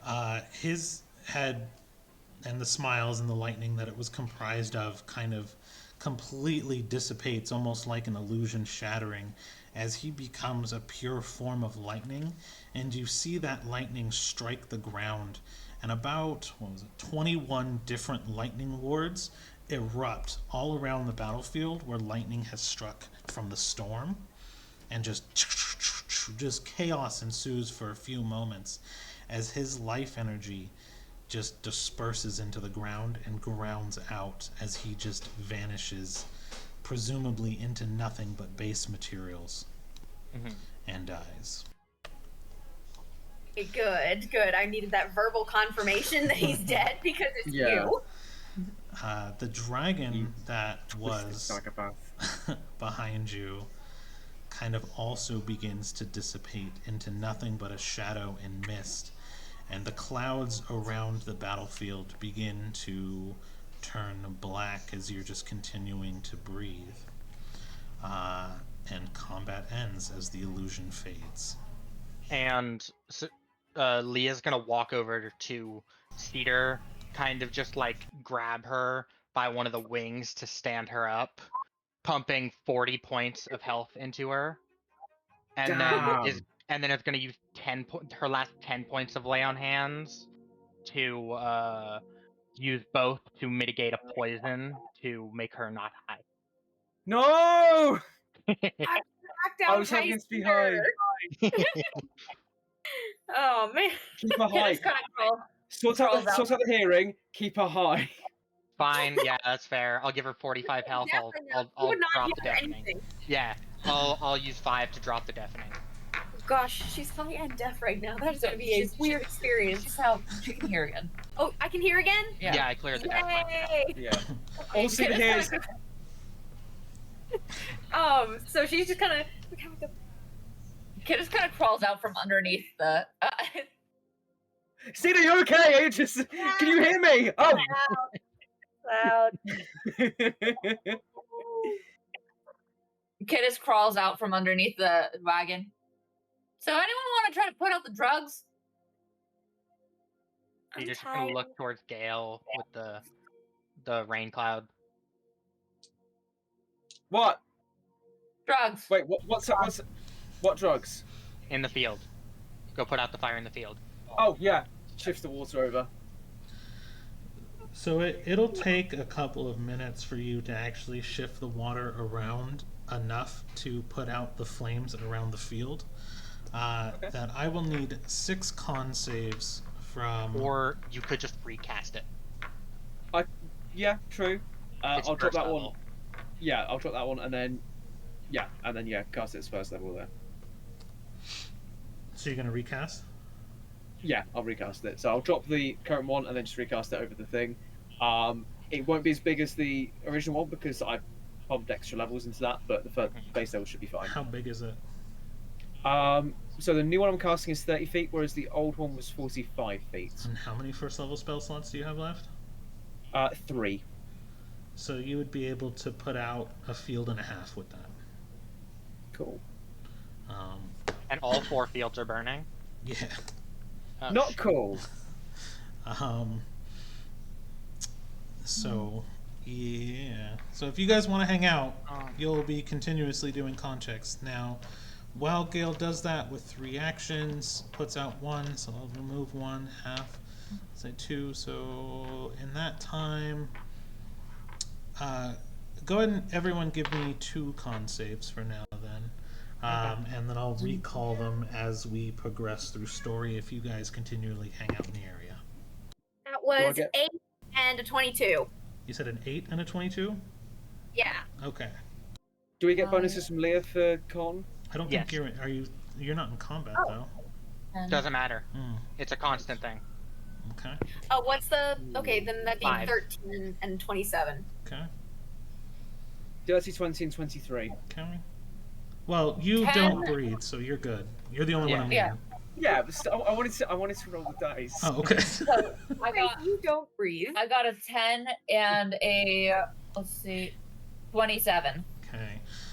So both... I got an 18 and a 25. Okay, so both Kittis and Cedar are going to have disadvantage on any foreseeable rolls until the highness kind of begins to wear off, as level 1 smoke drug is kind of taking a hold in this entire area, actually going into the nearest city as well, as the natural wind is just kind of carrying it that way. So you guys are just kind of just beginning to feel the vibe, and the colors are starting to blend a little bit.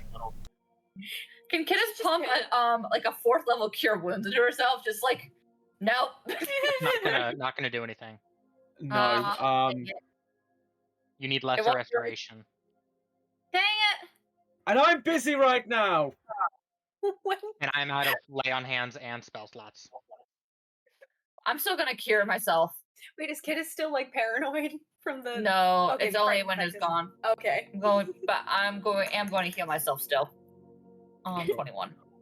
When Kittis comes out from under the wheelbarrow, she's gonna be like, Kittis! Just kind of. Good.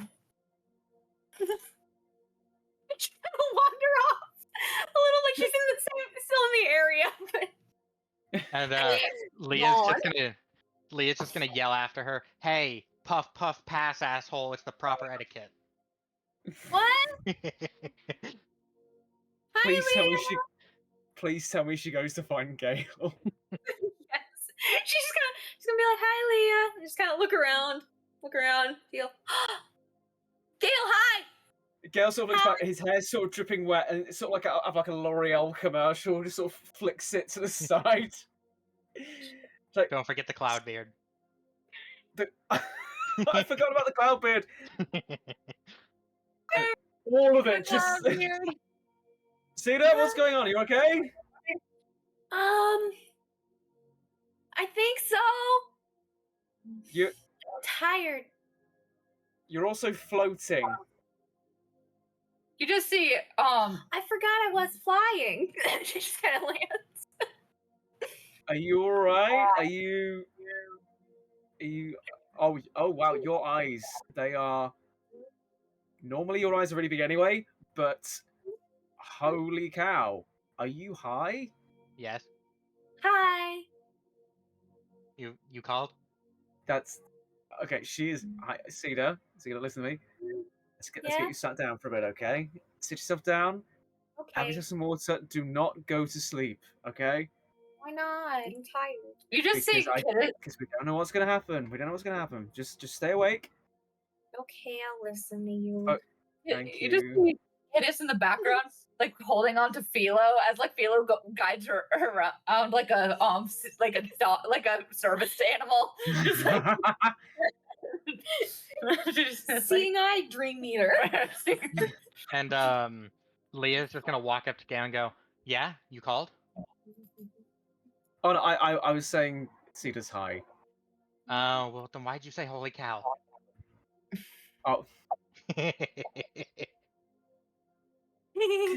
Damn it. That was actually quick. Yeah. So Leah goes, "All right, we should probably get on the airship away from the smoke, and then maybe put out the rest of the fire." I mean, if you got any way of doing that, I'm just creating and destroying water. This is not the most we just do that effective on the airship, so that we're not in the smoke. I don't think I have the range for that. I need to be sort of fairly close for it. Ah. Well, you don't breathe, so you can stay down here and do it. But I want to be near my buddies. Mhm. You can handle like a minute. On the grass, just kind of humming right now. Oh, Kittis is like just all of a sudden sits down and she's like, "Oh, shake, shake, shake," and just puts a sphere around her, around herself. Fair, yeah. So yeah, look, Kittis can stay for you. Stay with you. It's like a snow globe. It is. Can I shake it? Okay, Cedar. What? You are careful. Hi. You are. So Leah's gonna take you up to the ship. You're gonna be okay. Don't give me that look. No, she's not. No, you're not. I know. She's not gonna hit you. Now I'm gonna be back, okay? I want to hear her say it. I'm Leah? not gonna hit you this time. Can I get another con save from everybody who's still on the ground that's not Gale? Good enough. Wait, did the sphere help Kittis though? What did you cast? A sphere of what? Odaluk's Resilient Sphere, which is in an impervious bubble.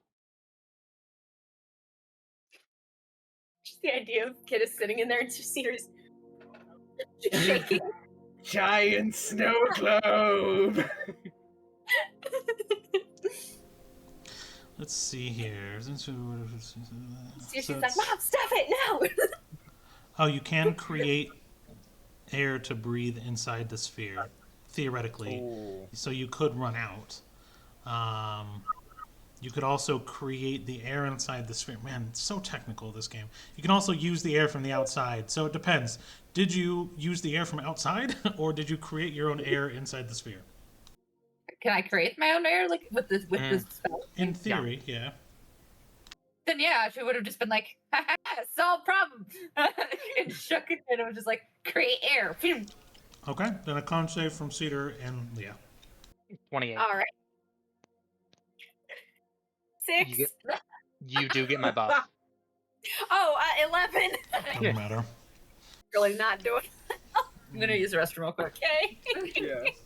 This is an air bubble. So grab her before we leave. You're very barely awake. You are just vibed now. Like, you are so chill that nothing matters.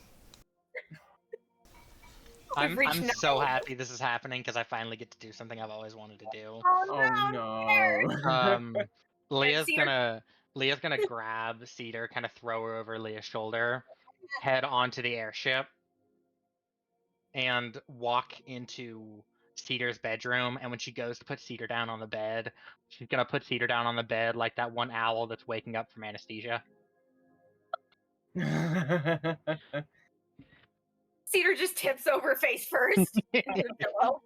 Please say, as you guys go out to the ship, Cedar's just there, just hugging Leah. just holding onto her arm so she can't hit her. No, not even that. Just around her neck, just hugging her. Yes. And she kind of like after she flops down face first, she kind of like wriggles around so that she's like sitting up so she can like breathe and not get smothered by the pillows. I'm tired. Good for you. Did we win? I won. You helped. Yay. Where's Caddis and Gale? Dealing with bullshit. But that's every day. Yeah. Where are they again? Down. Hey, we're on the boat. Mm-hmm.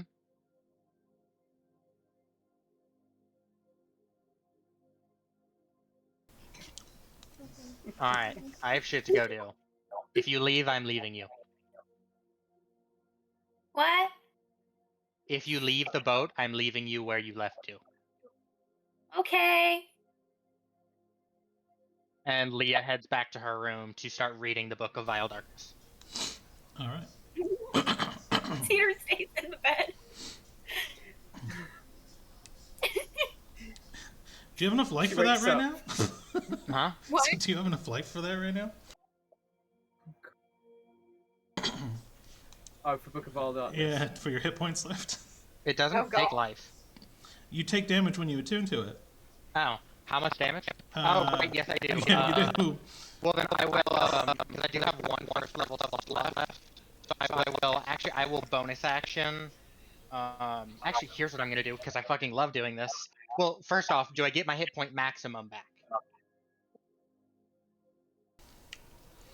Let's see something really quick. Okay. Roll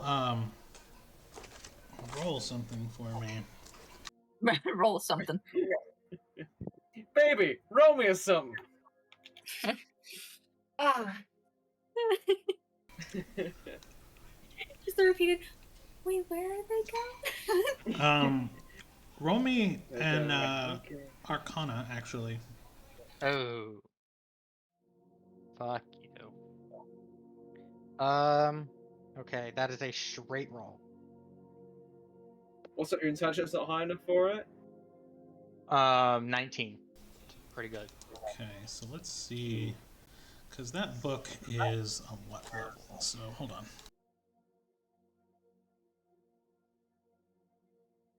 Is Leah gonna need Kittis? Maybe. Oh wait, like to read the book? Yeah. Probably not, but we'll find out. So what was the roll for the attuning to it? Hold on. I'm trying to get That was a charisma save, actually, Yeah. which I'm very good at. No, that's all good. Okay. So I'm trying to base it off of if you would know whether or not this book would hurt you if you tried to read it. Well, actually, no, you made a good point, because there was something I was going to do before I attuned to the book, and I just forgot about it, so thank you, because I was genuinely going to do this. But the question still stands of, do I get my maximum back? Your maximum hit point total? Yeah. Yes, you would. Okay. Then, can I, since we're out of turn order now, can I use both of my Harness Divine Powers to get a 3rd level back? Yeah, so I'm looking at it here, and yeah, so basically, yes, you saved, you would know the book would hurt you if you tried to attune to it. So you would know before you started messing with it, to make sure that you're in a good place. Okay. Then with a new 3rd level slot, I cast Aura of Vitality, and I, over the course of a minute, I pump it all into me, which is 20d6. Okay. Have you got 20d6 with you? No, but I have 2d6. I'll roll 10 times. I have 20d6. Nice. I probably have 20 in total, but I only have like 10 in my box. I definitely have 20 total. Buying dice. It's slightly more expensive than crack. You see those wireless rechargeable ones? Yes. Yeah, I've seen them before and I really want them. Timu keeps advertising, like, hey, you want this, you can get it for free, and then you go and you click on it, it's like $26. I'm like, I thought so. Uh-huh. Not Yeah. what that means. You keep using that word. I don't think it means what you think it means. Free? That is 75 points of healing. Okay. Wow. That is why I love Aura of Vitality. It's good, isn't it? So now with 96 hit points, I start reading the book. Okay. But it does take 2 days, so I'll just get like a little bit of work in. Yep. Cool. So yep, you will spend the rest of your day reading. Cedar is going to spend probably a couple hours just vibing, floating on the ship, feeling weightless as the ceiling above her head spins, unless she wants to do something else while intoxicated. She's more than welcome to, because you're not asleep. You just got put to bed. I So haven't there, come into fruition yet. so there is something I'm gonna do, and when Leah goes for like a bathroom break or something from reading, she's gonna take like half an hour, head into the kitchen, or not half an hour, like an hour, or like 20 minutes, do some prep work, and then go back reading, come back like an hour later, and she just walks into Cedar's room because she knows Cedar just isn't really cognitive enough to respond if someone's knocking, and just goes, "You haven't fucked off yet, so I figured you deserved a bit of a treat to keep you here. Here's a plate of brownies." Thank you. What's in the brownies? Smoke. Hash. Hot. All right. She's gonna eat the brownies. Oh, no. And then she goes back to reading. Were they? Was anything in them? Did you just poison They your were friend? just really fucking good Okay, brownies. okay. Cool. So we'll cut to Gale really quick.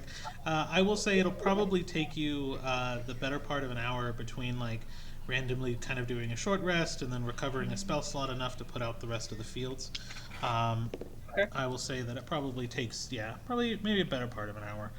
to do so. Meanwhile, you're doing okay, but the cloud of smoke has gotten so thick and just kind of white that it just kind of is acting as a fog that's traveled through the entire town.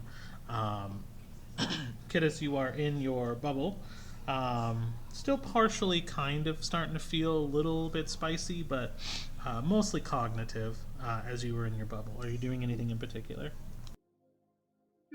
She's not really. She's kind of just doodling in her like her spell book, working on that the spell from a while back to split souls in half.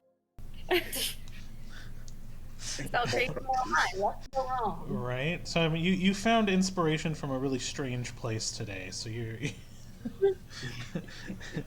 like, would this work? I don't know. What are souls actually?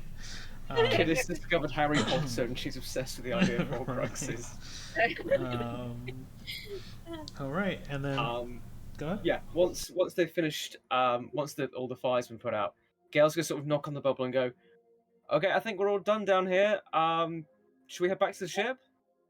Kidis takes like a huge, takes like a huge breath, like, and disperses the bubble, and then kind of just climbs onto Gale, just like. He still grabs hold, goes, "But hold on tight, Spider Monkey," and just flies up to the. Love it. Oh wow! Come on, Flies that's back up to the ship. He's not glittering, so it doesn't count.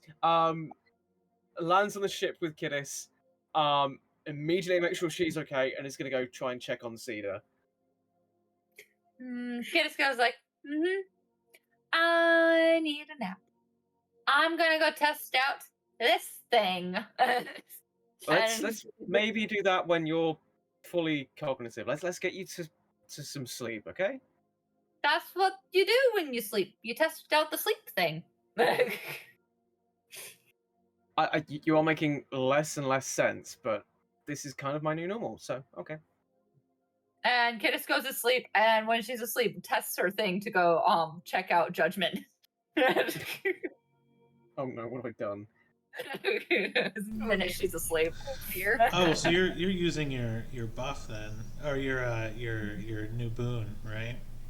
Yep, because the thing is, like, might as well. She has to go to sleep. All right. What's that like? This will be the first time you've actually slept in a while. You actually feel invigorated. As you begin to kind of dream, you are kind of just floating in a white purgatory with just a swirling purple-blue weight on your chest. And as you kind of focus in on your dream, two little ears pop out and two little eyes kind of open as just your life force just feels just clean and regenerated and pure. And now that all your trauma is gone and all the damage that you've done to yourself over the many years of existing here in my world,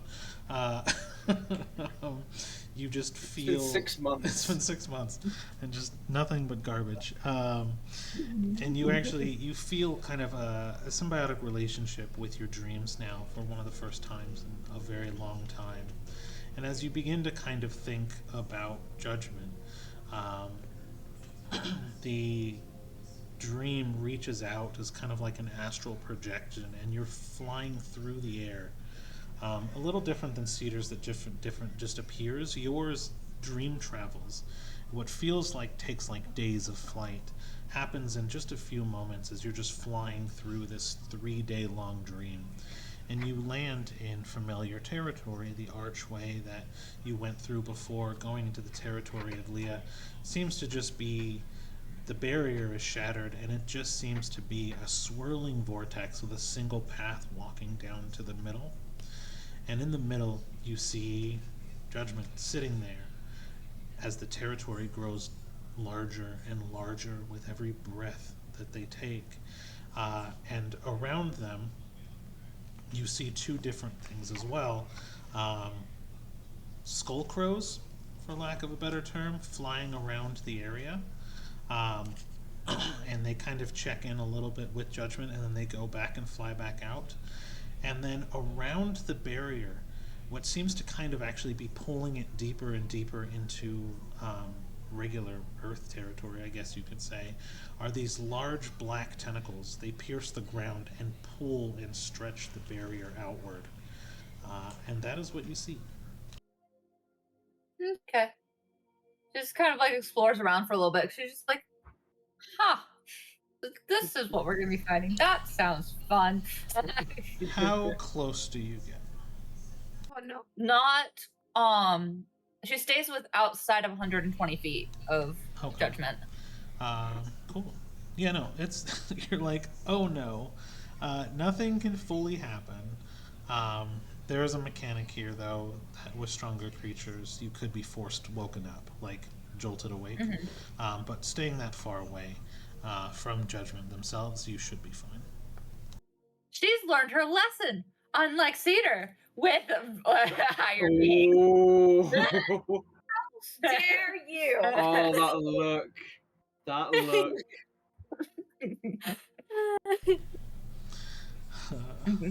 So yes, but this time actually you feel, like I said, really good. Cedar's Philo's hanging out with you. When you come out, you will come out refreshed and with 10 temporary hit points. With 10 temporary hit points. All right. Do I still get? Are we leveling down now, or? Yes.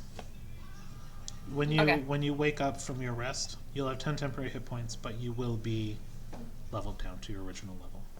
Okay. By level.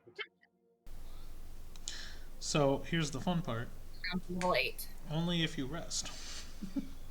Oh, Otherwise, I'm staying awake. otherwise, I'm never sleeping. you'll be taking points of exhaustion.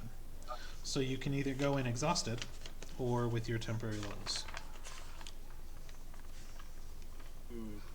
So keep in mind it will take you a few days of travel to get there. Ooh, yeah, no. Before getting rest, he is going to check on Cedar, and just see how she's getting on.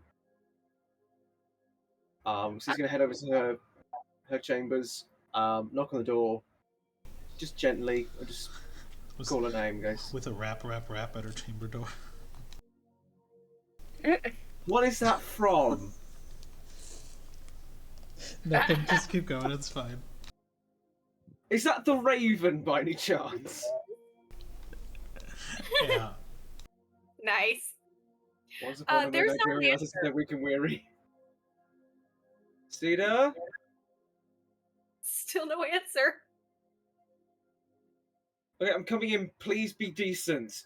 And he'll open the door and just sort of gingerly step in. She's not there. Just a plate of half-eaten Cedar? brownies. Yeah. Well, no, not even half-eaten brownies. She ate the entire plate. Oh gosh. Yeah. Cedar? She's not in her room. He's gonna run out and try and look everywhere for her. Well, let's find out what she's doing to see how hard this investigation check would be. God. Well, she is sitting up in the crow's nest. She's literally just laid on the floor of the crow's nest. Just staring up at the night sky. Literally. There's I'm What? invisible in this tree. I am a tree. I'm an invisible tree. Would The you like me to roll an only thing you can investigation? see from below is a little bit of a wing poking out. Would you like me to roll investigation for that? Sure. Sure. We'll put it at I mean, it's 14. It's intelligence, so it's gonna be really bad. Oh! Natural 18. All right. Yeah, I kind of put it at 14 because she's still on the ship technically. Yeah.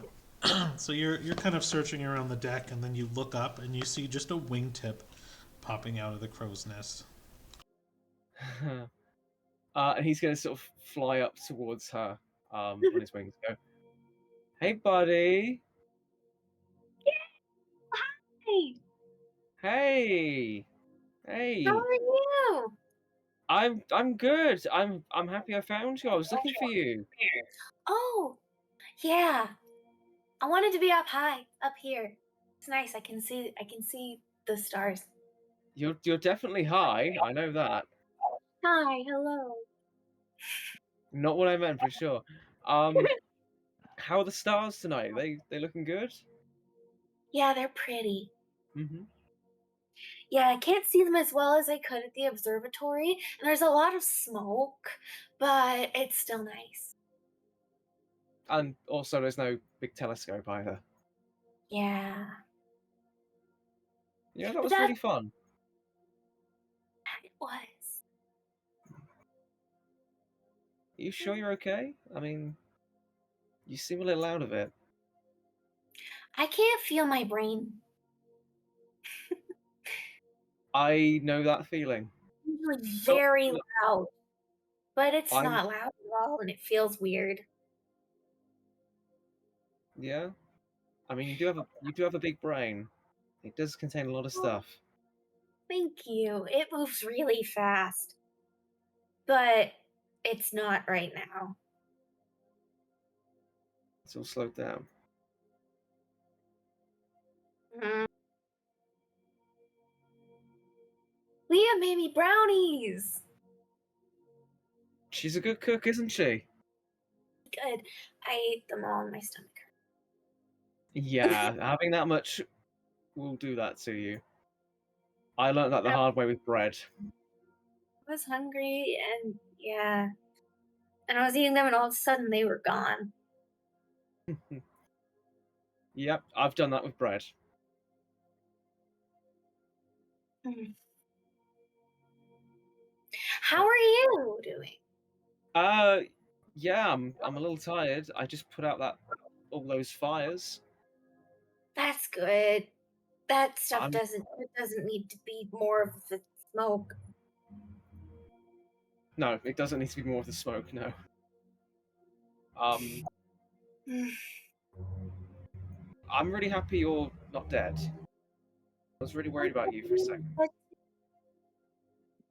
I was really worried about you when you went down. Oh, I'm getting used to that. And apparently there's a motorbike apparently. There's some sorry, Those are there's a this motorbike. one. Whoa! I think whoever's driving that right now is compensating for something very tiny. Oh my gosh. You know, their brain cells. Mm-hmm.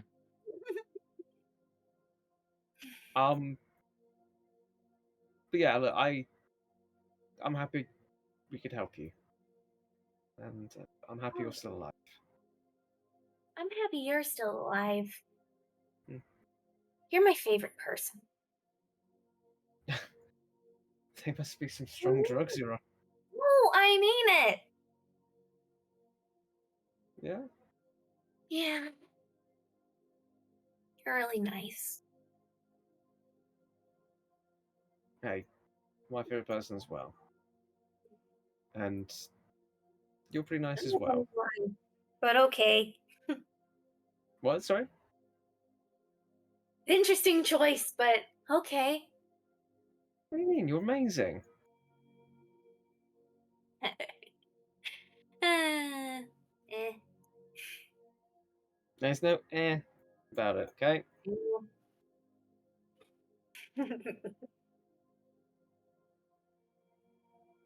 Tired. Yeah. Should we maybe get you to bed? You can get some sleep? Yeah, I don't. How am I gonna get back down? I'm gonna try to climb the rope ladder back down. No, I think no, that's no, no, no, no, no, no, no, not no. up that way. Let me fly you down. I can fly. Remember? I can fly too, and she starts to like put her wings up. Like, No, no, no, I don't. You're not in a good position right now.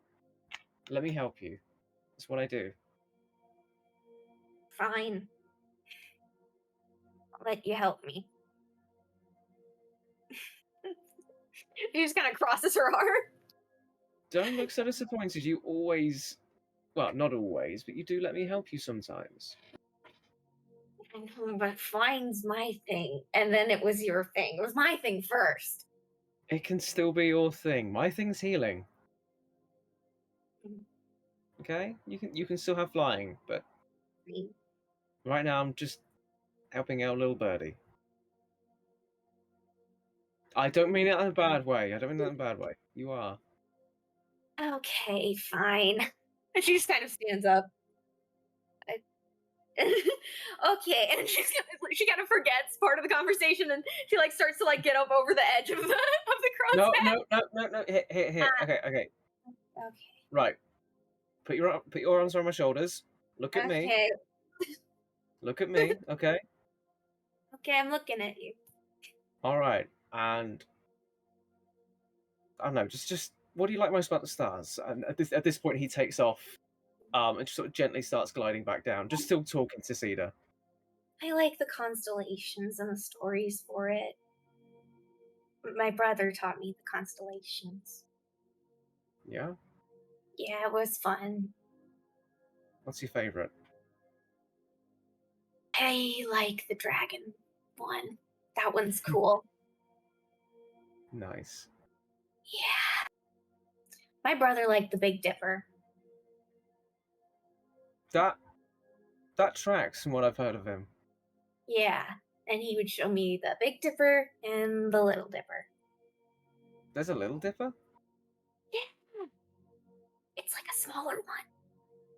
It's like the Big Dipper, but little. You have to point it out to me sometime. I will at some point, I think. What month is it right now? I have no idea. Go. It feels like spring. It's a winter one. So I'll show you in the winter. Excellent.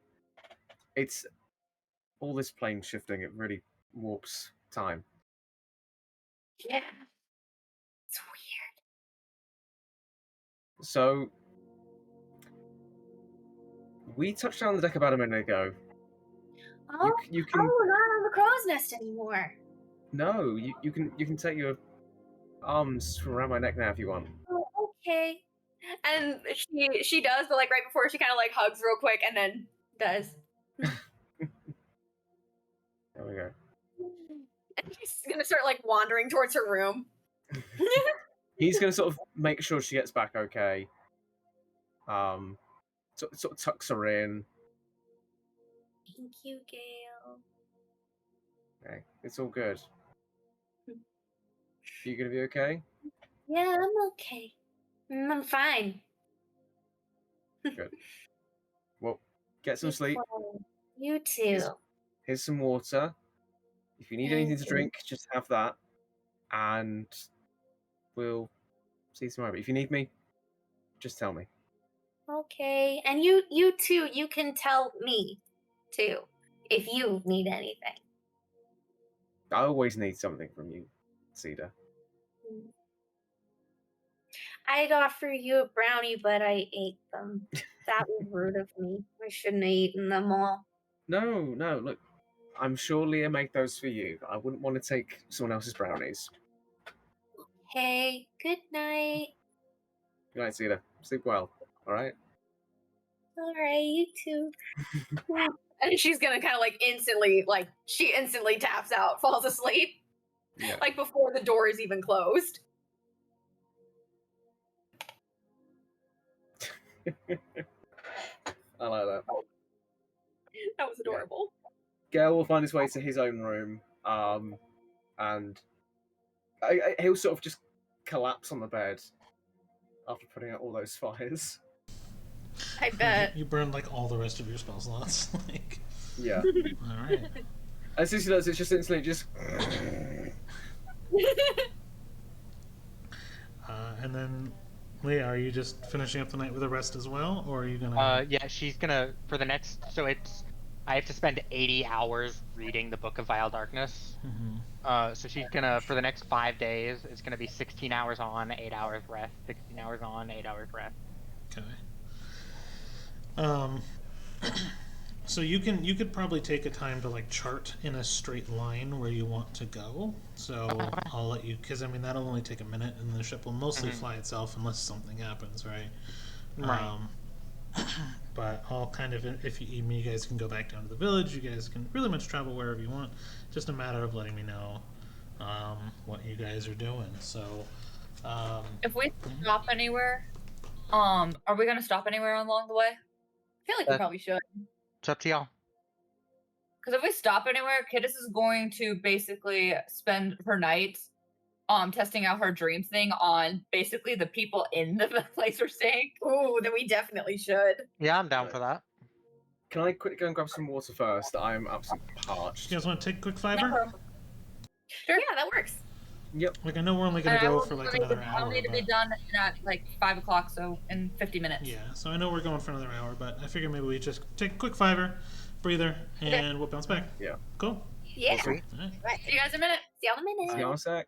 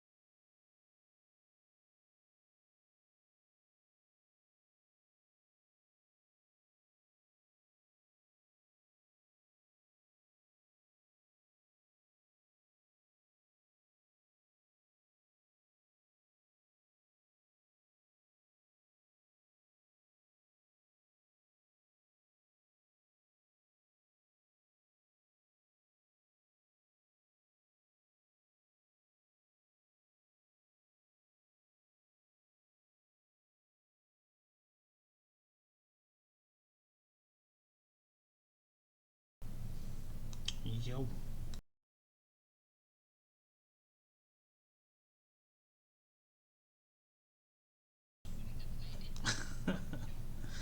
It's. I mean, I gotta balance the fights, so it's fun to see like. So far, you guys have actually mostly just been fighting like one creature or two creatures at a time. So I've made them really, really strong. Judgment should be fun because it's going to be a little bit different. So.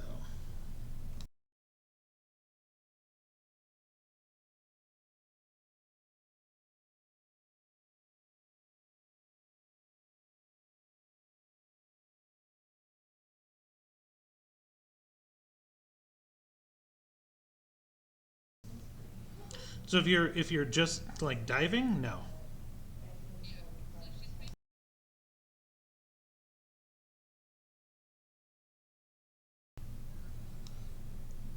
Yeah, time travels really differently in dreams. So you could get through like you could probably get through an entire day in a dream in like 5 minutes.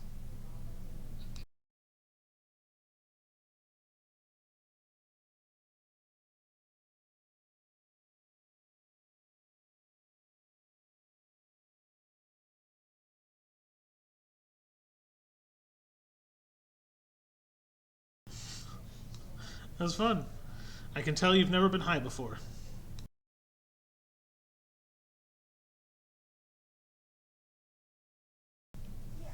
That's good. Don't ever do it. Stay pure. Your body is a temple.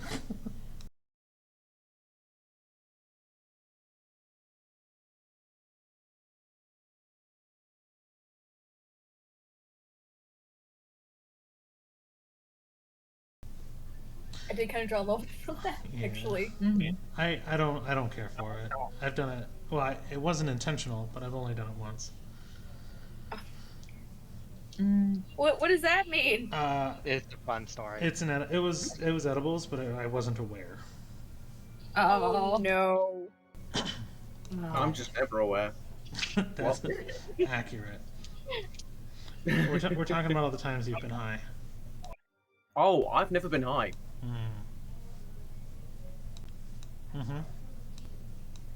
Please continue to lie to my face. That's fine. I I'm just genuinely kidding. haven't. Never. Oh, that's good. I've been drunk, but never high. Yeah, I've been drunk. Oh yeah. I've actually haven't been drunk so far this year, believe it or not. Wow. I've been I've drinking a few times, but I've been really just kind of saving myself for fair. Because I'm kind of like I save all my drinking for like the 4 days I'm just gonna be completely plastered the whole day. That's fair. I think I still remember banana and bread. I can't see banana bread anymore without thinking of that moment. that was such a lovely conversation. It was so that was funny. honestly amazing. I'd go for some banana bread. I could go for some right now as well. Banana and bread. Banana. I have like sugar ring donuts. It's like a good substitute, but not quite the same as actual banana bread. I want a mochi nut. I don't know if they're mochi donuts. Mhm. Yeah. And they're actually not yeah, bad. you look like a current job. Do you really? Yeah, I work at a boba shop right now. Oh yeah, Yeah, that's awesome. it's fun. We do like new flavors each week. I vote for matcha. We have done matcha before, yeah, and we had the matcha boba tea. Mhm. good. When you really want your That drink does to sound taste like dirt, do matcha. I used to do fruit teas. All right. You ready to start? Yeah. All right. Good break time. So, you guys wake up feeling very refreshed and very relaxed. So, life thing. So I guess you get pointed in the right direction and kind of spend a day flying. You feel the temporary strength that was in your bodies actually leave. So you guys are back down to your normal levels. You were post temporary boon. You notice Leah being kind of antisocial as she just continues to read. She's completely holed up in her bedroom. The door's locked for probably the first time ever. Okay, perfect. So you don't notice any changes that are taking place with her as she just spends most of her time locked up in the room. Now, you guys can, if you want it, stop by a city, a place. It'll be completely up to you. Otherwise, I'm assuming the direction that Leah is choosing is going straight to Judgment, more or less. We are gonna stop at a town along the way. But so she would have angled it towards like a town like halfway there. Okay. So good refresh point, resupply point. Yeah. Do you care where it is? Are you going anywhere particular, or are we just going, hey, there's a town? Yep. Okay. Let me find a town map. Let's get that lovely assessment. End of session. Kittis, during her, like when she first wakes up, she kind of walks over to the mirror and just kind of like looks at herself and she's like, willpower. I am Velta. I am a goddess. from the mirror. Manifesting. She's like, I can control choices. I can protect people from the gods' manipulation. I can stop gods. I can kill gods. That ramped up significantly. So, yeah, you're like, what's my character motivation? I don't know what I'm gonna do now. Murder.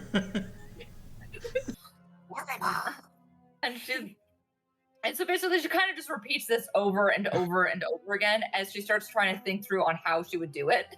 How should you do what? Become a god or kill the gods? You can't just say one thing. Yes. How should you do it? Well, yes, but the thing is, like, basically trying to, like, similar to how she was told to think of how she, like, what she wants when she got reborn. Again, out of the crystal, she's kind of starting to try and think and take shape of what she would look like as a god while doing this. This is that one method actor looking for her motivation. Yeah. Okay. Man, I wish there was just a... You know what? Roll... This is what I'm going to do. I'm going to start doing something then. You are manifesting, so why don't you just roll a religion for me? Religion. Okay. 24. Okay. Thank you, thank you. Wow. What was that And, noise? but Wow. yeah, just let me know when we stop in the town because I have a couple other things I want to do. Sure. So as you kind of continue on through your day, you have Leah just holed up in the room, Kittis looking at herself in the mirror going, murder, murder. Cedar, you're kind of playing off a hangover. Gail, I guess you're doing your thing too, but I'll say after about 2 days of just kind of traveling like this, just kind of keeping to yourselves and relaxing, you come across a town in the morning, and I think Leah's the only one that can drive the ship, technically. Mm-hmm. So Leah does Probably. pop out for a moment, just at dawn, kind of early enough before you guys even are awake. Yeah. And I took liberties, I assumed. No, that was very accurate, yes. And kind of lands the ship outside of a town and then goes back to her room. You guys notice that, like, she hasn't even joined you for meals. You don't even know if she's eating. But she lands the ship near kind of a fishing hatchery on a small reservoir outside of a wooden walled-off town. There seems to be different layers or tiers to the town as it goes higher and higher up onto a hill. But at the very top of the hill, there seems to be a large building with its own gate, some sort of keep or something, probably a checkpoint. But you're not really familiar with the area, only that it existed here. And that is where you guys are at. Kittis says, I'll be back before the following morning. Oh, okay. Just, use the mind link if you need anything. I will do. Also, make sure you get some potions in case Gale goes down. Yes. Yes. I'll definitely do that, but if you go by, if you see a potion shop, get some and we'll work it out later. No problem. I don't know how much cash I have though. Oh, if it's gonna be enough to get potions. Oh yeah, Leah usually holds all the money. Leah will Not just... Is this over the mind link? No, they're just talking it out. Oh, okay. Mhm. But Kittis says, not it. What? And then But she likes you. and disappears off of the ship. With like Philo in tow. Dang. I'm gonna have Cedar just very quickly go and grab a fish from the hatchery, bring it back, try her best to cook it. Oh, I've got to see this happen. Yeah. Gail's gonna be there, just sort of keeping an eye on her so she doesn't burn down the She's gonna ship. appear back on the edge of the ship with a fish, just inexplicably, she's just fully holding it in her hand. He sort of walks up to the deck, stops, looks at her and says, "Morning." Good morning. What, It's for what Leah. she got there? It's a fish. Why are you for bringing her Leah. a fish? Well, I'm gonna cook it. I'm not just gonna give her a raw fish. Although sushi's technically really good. But You're gonna I cook don't know. it? I'm going to try. I mean, I survived by myself long enough. I had to cook once or Would twice. you like supervision? Fine. Whereabouts? I know that you can set fires and that sort of thing, but I don't want that to happen on the ship. Yeah, I really don't want to break another ship. It's a We've nice a bad- ship. Cedar about to cook. This is the soundtrack. It's called Village of the Damned. And she's gonna try and just like very simple, just like fry it up a little, some butter, a little bit of lemon, just very simple. She's not doing anything complicated because if she tries anything complicated, she knows chaos could ensue. Oh, you might want to turn the heat down just slightly on that. Okay.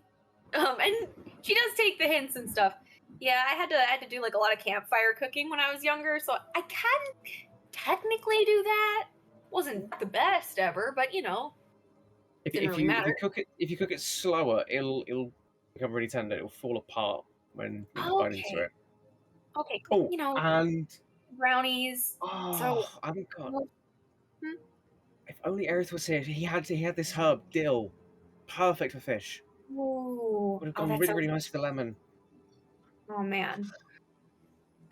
Kiddies, can you get some dill? Kiddies, can you run by the store on your way home? Busy. Can you get us a sandwich? So it is still early morning, and a lot of places are either still asleep or waking up. Just for you, where we're at right now. Okay. But go ahead. I'll tell you what I'm looking for in a minute if you're interested. Yeah, we'll get to you. I just want to make sure. So how does the cooking go? Do I need to roll for that? Now that you're making it a big deal, roll survival. I wasn't gonna make it a big deal, but yeah. Let's see how well you did. Oh no! A pretty decent survival mod. Please roll well. 19. Oh wow. Oh yeah. Better than I you remembered to descale it. You washed it, being a dirty hatchery fish. You got rid of that swamp taste, and you maybe oversalted it a little bit, but for the most part, you did pretty good for campfire cooking. Nice. So she's gonna like have it on a plate and like put a tiny bit of like some lemon on it, and then she's gonna go and like kind of knock on Leah's door. Hey, it's me. Hi. What do you need? Why is it well- combat music? Bitch, I'm gonna break your fucking jaw. I just wanted to bring you I- some food. I didn't say that. Don't worry. Okay. Do you want? Have you eaten? Not today. I have a thing for you to eat. I found a fish. Is this people food or Owlin food? No, it's people food. I eat people food. What the heck do you mean? I mean, cooked or not cooked. It's cooked. Okay, thank you. I did a good job cooking this time, Leah. You're gonna eat the fish. Okay, just leave it outside the door. Okay. Okay, bon appetit, good morning, and have breakfast. Goodbye. And she just walks away. Didn't even ask about the money. That's the whole reason why you did that. Oh, yeah, and then she comes back. Yeah. And she comes back. I forgot. Can we have money? Of course. There's 250 in the strong box in the commons area. Thank you. And then just walks away. Just beelines away the second she gets permission. Okay, I gave her a fish, and we have access to money. Cool. Sorry, I'm yawning. Cool. It is early morning. True, but it works. I'm yawning IRL as well. I know. Yeah. Gosh dang it, Harry! Yes! Yes, I did it! Yeah! Right, here, I can do you guys one better. Manual breathing and thinking about breathing. Why would you do this? That's evil. What? That's so funny. But yeah, once Cedar gets the money, he's gonna kind of go up to Gil. Do we want to go into town? Are you feeling like that? Yeah, we can stretch the legs a little bit. Yeah. And so, like kind of once they get down from the ship and are just kind of walking, how are you doing? How am I doing? Yes. It's been kind of crazy lately. Yeah, just slightly. I think I'm okay, which is a Are you weird thing to say. Yeah, I think so. I'm really sorry about Kala, by the way.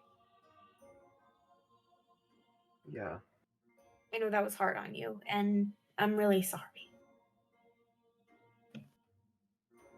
I wanted to help. I wanted to help somebody from that city. I know. I don't know. I think if we'd if we'd saved them, it would have made everything better, and I wouldn't feel as guilty as I have done. Guilty? Why do you feel guilty? Because the place was torched, and I could have saved that little girl and that boy. You tried your best. I could have done better. Well, I mean, if you could have done better, then so could I.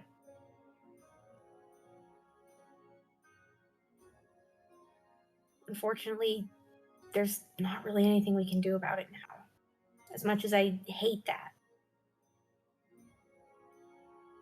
But The thing is, we're supposed to focus on the bigger picture. We're supposed to focus on saving everything. I don't know if I can do that. I've always been taught to look after the little people, people that need help. People like Sophie. hey, Exactly, random NPC number 5. Yeah. who's Sophie? Sophie, I barely know her. But yeah, it's hard. I definitely understand that. I don't know. I just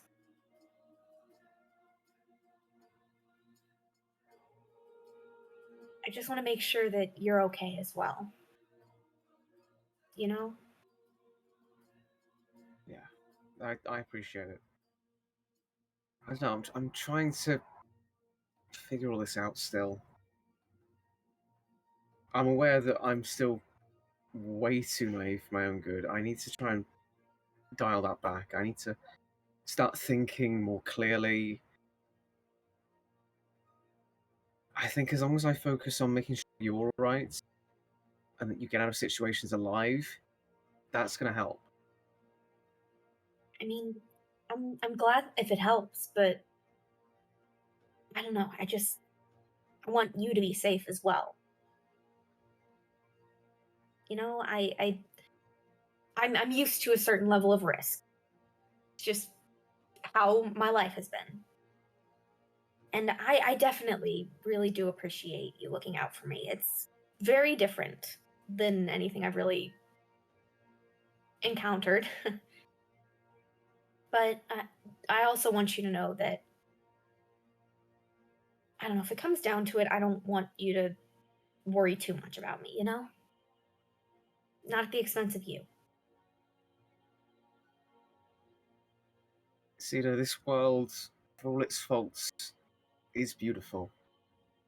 But it's more beautiful with you in it. And I feel if anything happens to you, well, I think the world just become a little bit darker. Thank you.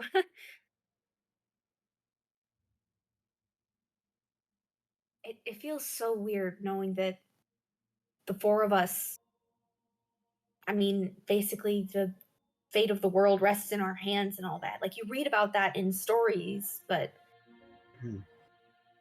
it doesn't really show the impact that it has.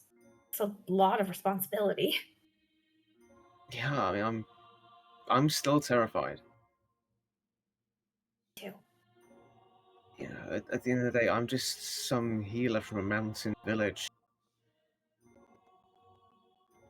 Here I am. And you know that. At least I hope you do.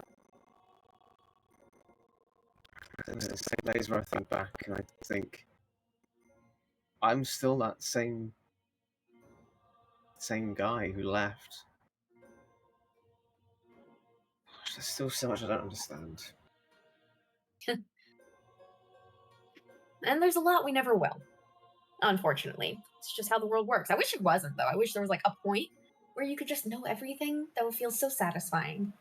But I don't think that's legitimate. That's a legitimate goal.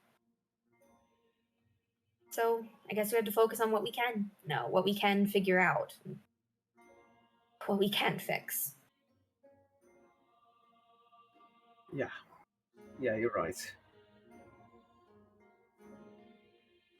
I mean, sometimes just getting through the day is enough. I had to learn that when I was living in Nexus. Some days are tougher than others, I guess. Yeah. But I mean, the four of us have each other, and we also have Dimrin as well. Yeah. And no, I feel like if we haven't messed it up too badly already, then maybe we do have a chance at fixing that. I hope so. Like to think we do. If it turns out we haven't, and everything's still going to end, I don't think I'm gonna just sit down and take it. Oh no. Better to die doing something good than to live ignorantly and just let it all happen. You know, it's funny. When Mike killed us, Oh, I didn't know what to expect. It just happened. But Yeah. I don't know. It feels like I'm not ready for it, but I'm not afraid of it. You know, it's happened once, and if it does happen again, it's not the end of the world. I know that just because my life ends, the world won't be affected too much. oh, it would be affected. Trust me. No, it's sort of a humbling thought in that our stories are just one of many. And if one ends too soon, normally it doesn't cause suffering. Not on a wide scale. Well, the world would be much darker without you in it.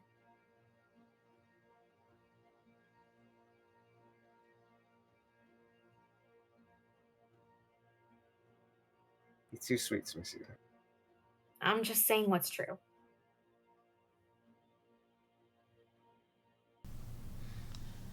So you guys are kind of just having this moment where you're walking into town and just having this talk and things like that.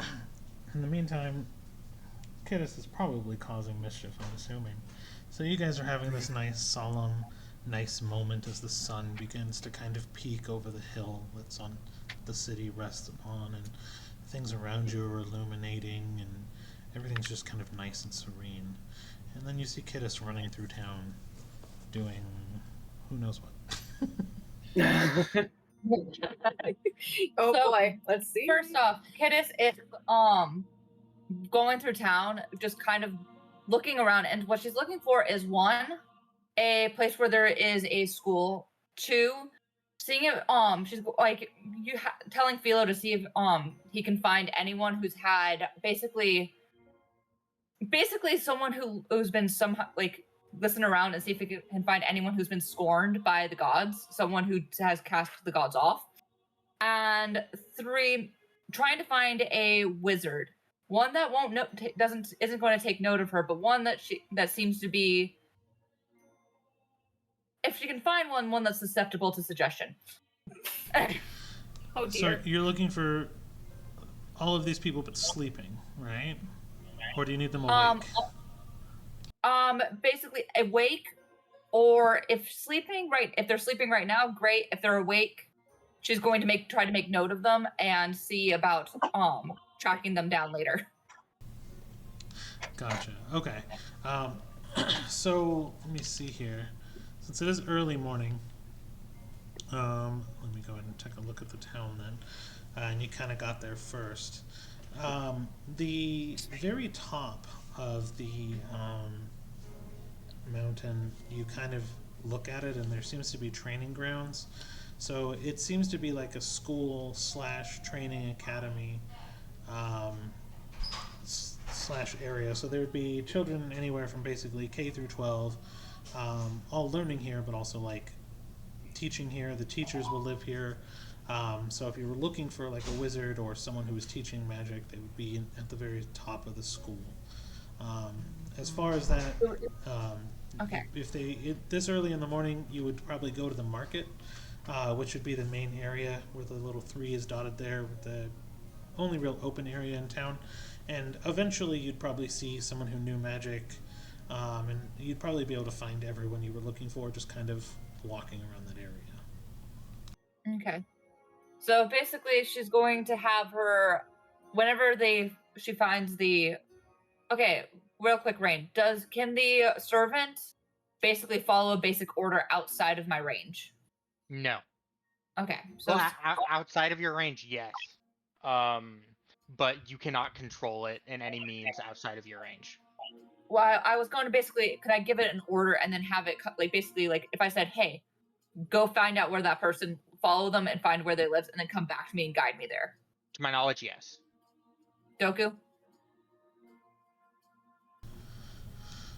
Probably, yeah. So, because since you said that I get to keep my servant, and I'll research that later on how that happened later.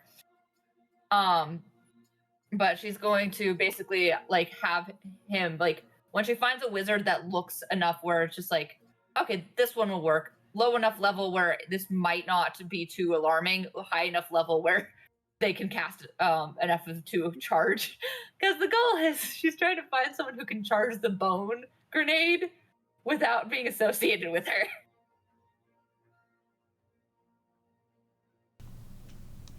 Okay. It's a really elaborate way of doing this, but okay. I don't want the bone fairy to know me. Like in this household. Gotcha. So are you going to wait until he's alone or sleeping? Sleeping. Got it. Okay. I will say then you probably found a wizard who was probably at one of the general shops just picking up regents for a class, and then at the end of the night would retire to the big fort school at the top of the hill. And your companion will probably just hang out in one of his pockets or just around his person to an area that you can kind of locate your familiar partner-ish later on. So they would be easier to locate. And I'll say that this wizard did a very boring thing, got a bunch of regents, taught a couple classes, read in its own study in the library, I guess, for a while in a little pocket corner, and then towards the end of the day and night, retired to his own personal chambers on the 4th floor. And the dormitory kind of looks like every big room, every teacher's room really, will have a small balcony, kind of like an apartment complex, facing the northeast corner. And each one, and you can probably locate, he's just a couple of floors up. All right. All right. So is just gonna wander around and then see if she can find anyone that seems to be like ask Philo to also help find someone who's sworn by the gods, or doesn't seem to like the gods very much. But if that's going to be harder to find. So more likely than not, by nightfall, she's going to settle down in the school and sneak in. Okay. So what are the rest of you guys doing with your days then? I'm just doing what I'm doing. Doing what I you're think doing. Cedar. What? Oh no, you're good. Oh, I think Cedar is gonna go and try and find some more like health potions and stuff. Okay. So there is a really large general shop in this town, probably about 3 stories tall, and there's probably, it's kind of like a shared mercantile building, and there's a large general store that has like 2 or 3 kind of sections in and of itself where there'll be 3 kind of shopkeepers in the same area, like in the same floor. And then as you go up, it's a little bit more specialized with like maybe alchemy regents and armors and things like that. So general's at the bottom. It has everything from like potions to cooking utensils to basic regents, and then as you go up, the more expensive things get. So at the very top floor, there's like jewelry and like lavish things and like noble stuff. Or expensive regents that you would use would be on the top floor. Ooh, okay. I think for now, I'm just gonna kind of look for like basic health potions and stuff, just to like stock up on them. Okay. So I'll say it's pretty easy to find. There's like a glass case that has a whole slew of potions behind it. Some you recognize, some you don't, but healing potions could be there. As you kind of walk up to the glass, you're greeted by just a representative, and they just kind of nod. And they go, "Would you like to see my wares?" And they kind of go to the showcase with all the potions in it. Yes, please. I was looking for health potions, and I was wondering what a couple of these were. Well, I actually know the teacher at the school who bottles all of these, and so we have a huge slew of potions here. Now on the bottom row, we have a potion of healing, right? Potion of growth. My personal favorite, potion of fire breath. This one over here, and he pulls out like a green vial, and it's like, this is a potion of animal friendship. And then he kind of like slips it back down in there. This is oil of slipperiness, right? If you ever need to trap a little rogue type like yourself, and he just kind of winks. And he's been like eyeing you up and down since you walked in. This is bottled breath. Don't ask whose. I have a lycanthrope. He's like, I have a lycanthrope antidote here too, and he kind of pulls it actually from his belt. So what kind of stuff are you looking for? He's like, I have some more common things as well. Potion of watchful rest, potion of healing. You can fly, but I also have a potion of climbing in case you have any less sturdy friends or less winged friends. What kind of stuff are you looking for today? Mostly healing potions, I would say. Oh, okay. Stock up. Do you want rare, uncommon, common? How strong? How potent? How much life you got? She's gonna turn to go. What do you think? I mean, they're for you, anyways. Oh, I've never thought about healing potions before. I mean, I was able to keep us all up in that fight just now, so I don't know. I don't want you guys to spend too much on me. Whatever you think is best, honestly. Okay. Let's go for now. I think let's go mid-range. Enough to get you up and going, but not overkill. Gotcha. All right. Well, in that case, we have some potions of greater healing. These run about 100 each, and they are 44 plus 4. I also have some potions of regular healing. These are a little bit more common. They're only 50 gold apiece, but they're 2d4 plus 2. If you need a superior, those are on sale right now for about 420, given your recent activities, and those will be 8d4 plus 8. Based on what? Recent activities. What's that mean? You smell like cabbage. Wink, Oh. wink. Yeah, that was an accident. Oh, sure It it was was. cabbage? I'm not here to judge. I Put on the accidentally fall into a burning cabbage as well, all the time. It's just something that happens. On the That was mind, like she commodities goes as well. drugs. Yeah, the drugs. But those weren't cabbages. It's a code word. Roll an It's a code word. insight, Cedar. Just Oh out of yes, pure please. I love curiosity. rolling insight. Let me just find my modifier real quick. Sorry, D&D Beyond is taking a second to load.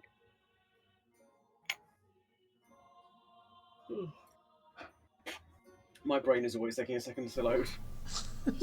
Brain buffer. Oh, sorry. Brain's on dial-up some days. Okay, that's a 16. Okay. This person has like literally picked apart every grain of your being. Like they've taken the time to try to smell you, to like look over, like even like, you know those scenes in like Sherlock where he's like mathematically picking apart every part of a person, like down You to see the some cat little thing? highlights coming up. Yeah, Yeah. like little highlights coming up.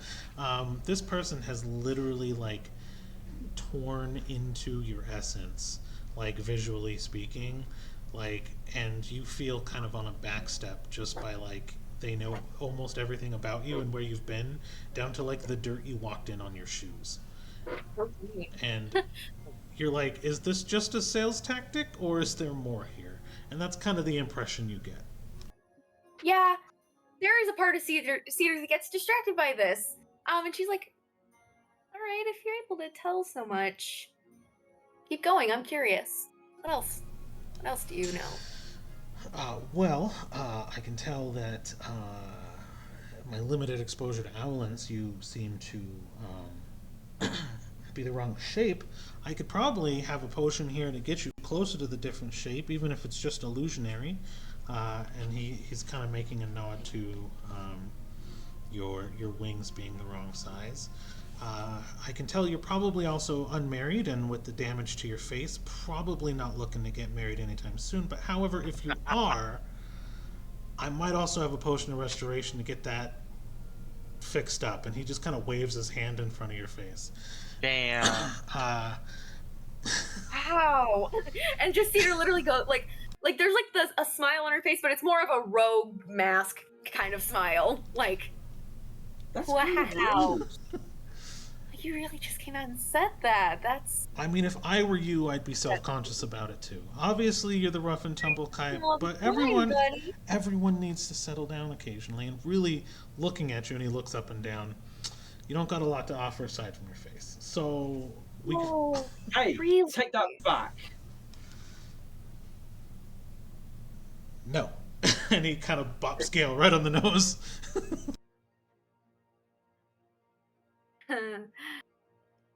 Well, I bet you think you know a lot. Probably don't know everything though, and I just remember that, friend. Of course, I don't know everything, but Like how to talk to people. well, she asked. She was curious, and I'm honestly trying to take her for all 250 gold she's got. And Wow, that part's actually the impressive part. the weight of your Like purse, you can count. how much weight is kind of Tell being how much pulled money I against have. you versus the gravity. It's kind of easy. It's kind of easy to figure mathematically.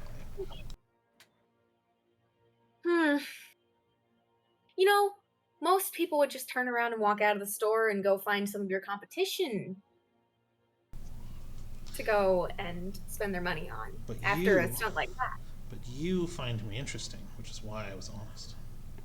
Interesting in an annoying sense, absolutely. Which is Oh, okay, I want to see. Okay, you know what? Oh dear. In this moment, I'm going to shoot a mental prayer to Yellow and go, hey, Yellow, do we want to scare this guy with his own game? roll a quick performance, I guess. Come on, roll well for me. Oh, that's not great. That's a 7, but I really wanted to see what I could do with this. Ooh, 18, no modifier. Uh, You get an illusion of the fairy that like normally sits on your shoulder from Yellow, flying over and sitting onto his shoulder and like patting the side of his head. She was like, "Are you flipping kidding?" Like in the prayer goes to, "Are you flipping kidding me? I am literally risking my life on a daily basis, and you can't give me this one petty point here." And you see the small fairy just shaking its head. And then Do I hear any of this over the mind link? This isn't on the mind link. This is basically just a prayer. And it'll point to his head, and the fairy will make a big bubble around its head, and then it'll point to your head, and then make like a little tiny circle. Okay, and then you know what I'm gonna do? I'm gonna have Cedar just try and do this on her own. Then I want to see how much I can tell about this guy without her help. Roll, I guess. So you're doing it in front of him. Yeah, basically just gonna look him up and down and see what I can tell. So I guess Would that be investigation? that's what I'm kind of wondering. Because investigate, yeah. I mean, you're now kind of frustrated and overtly doing it. So yeah, investigation. Come on. That's a nat 20 for 28. I want to know this man's darkest secret. So you notice a couple of different things. You notice that they are a little bit older. The grays are starting to come out, so they're probably 28, 29, somewhere in the late 20s. They have a lot of life experience. They are stronger than they're letting on to be. You kind of take a look at the hands, and there's a lot of callus there. But there's also a lot of callus on the fingertips, which indicates that they've probably spent a lot of time picking locks or doing finite work of some kind. So they're very... You can tell that they can definitely probably are familiar with Thieves' Cant and thieving in life. But they're trying to put on an honest front and just trying to sell. You can tell the color of their eyes is actually unnatural. So there may be something in their eyes that seems to be assisting them in their vision of people. Let me see, what else would you be able to tell? They are human through and through. What's up?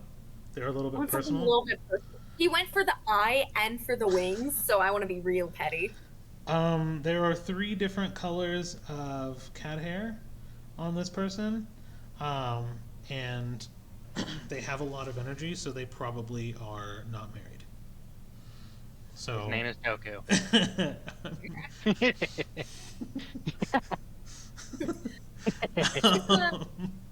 So he's you get the impression that he lives alone with his cats, if you want personal. Okay. So in Thieves' Cant, she's gonna say, "Oh, you're biting off a little more than you can chew here, buddy." And then she switches back into common, so Gail can hear and appreciate this as well. Look, I know that you're probably just lashing out because you're lonely yourself. But no, I'm not really into negging. It's not really a good strategy for trying to find a wife, plus you're really not. Well, your cats, I said hi, by the way. And he just kind I of hope smiles. they give you the love you're missing in your life. Well, I have a better shot at it than you with a face like that. I can tell you I live a happy life with Susan, Sharon, and Sarandon, okay? Yeah. So... Don't know why. And you know what else? I just realized something. What? He goes, "Ooh, she's stealing!" And 4 guards surround you in almost like a couple of seconds and like kind of start like looking at you and go, and he's like, "Just get them out of here. They just tried to take these potions out of my showcase." And the guards start like grunting at you to try to push you out. Hey, Doko, I have a question. What's up? Does a 20 hit him? Dirty? I mean, yeah, he's just a. I mean, yeah. He's gonna feel just a prick on his ankle as a rat bites him and runs away.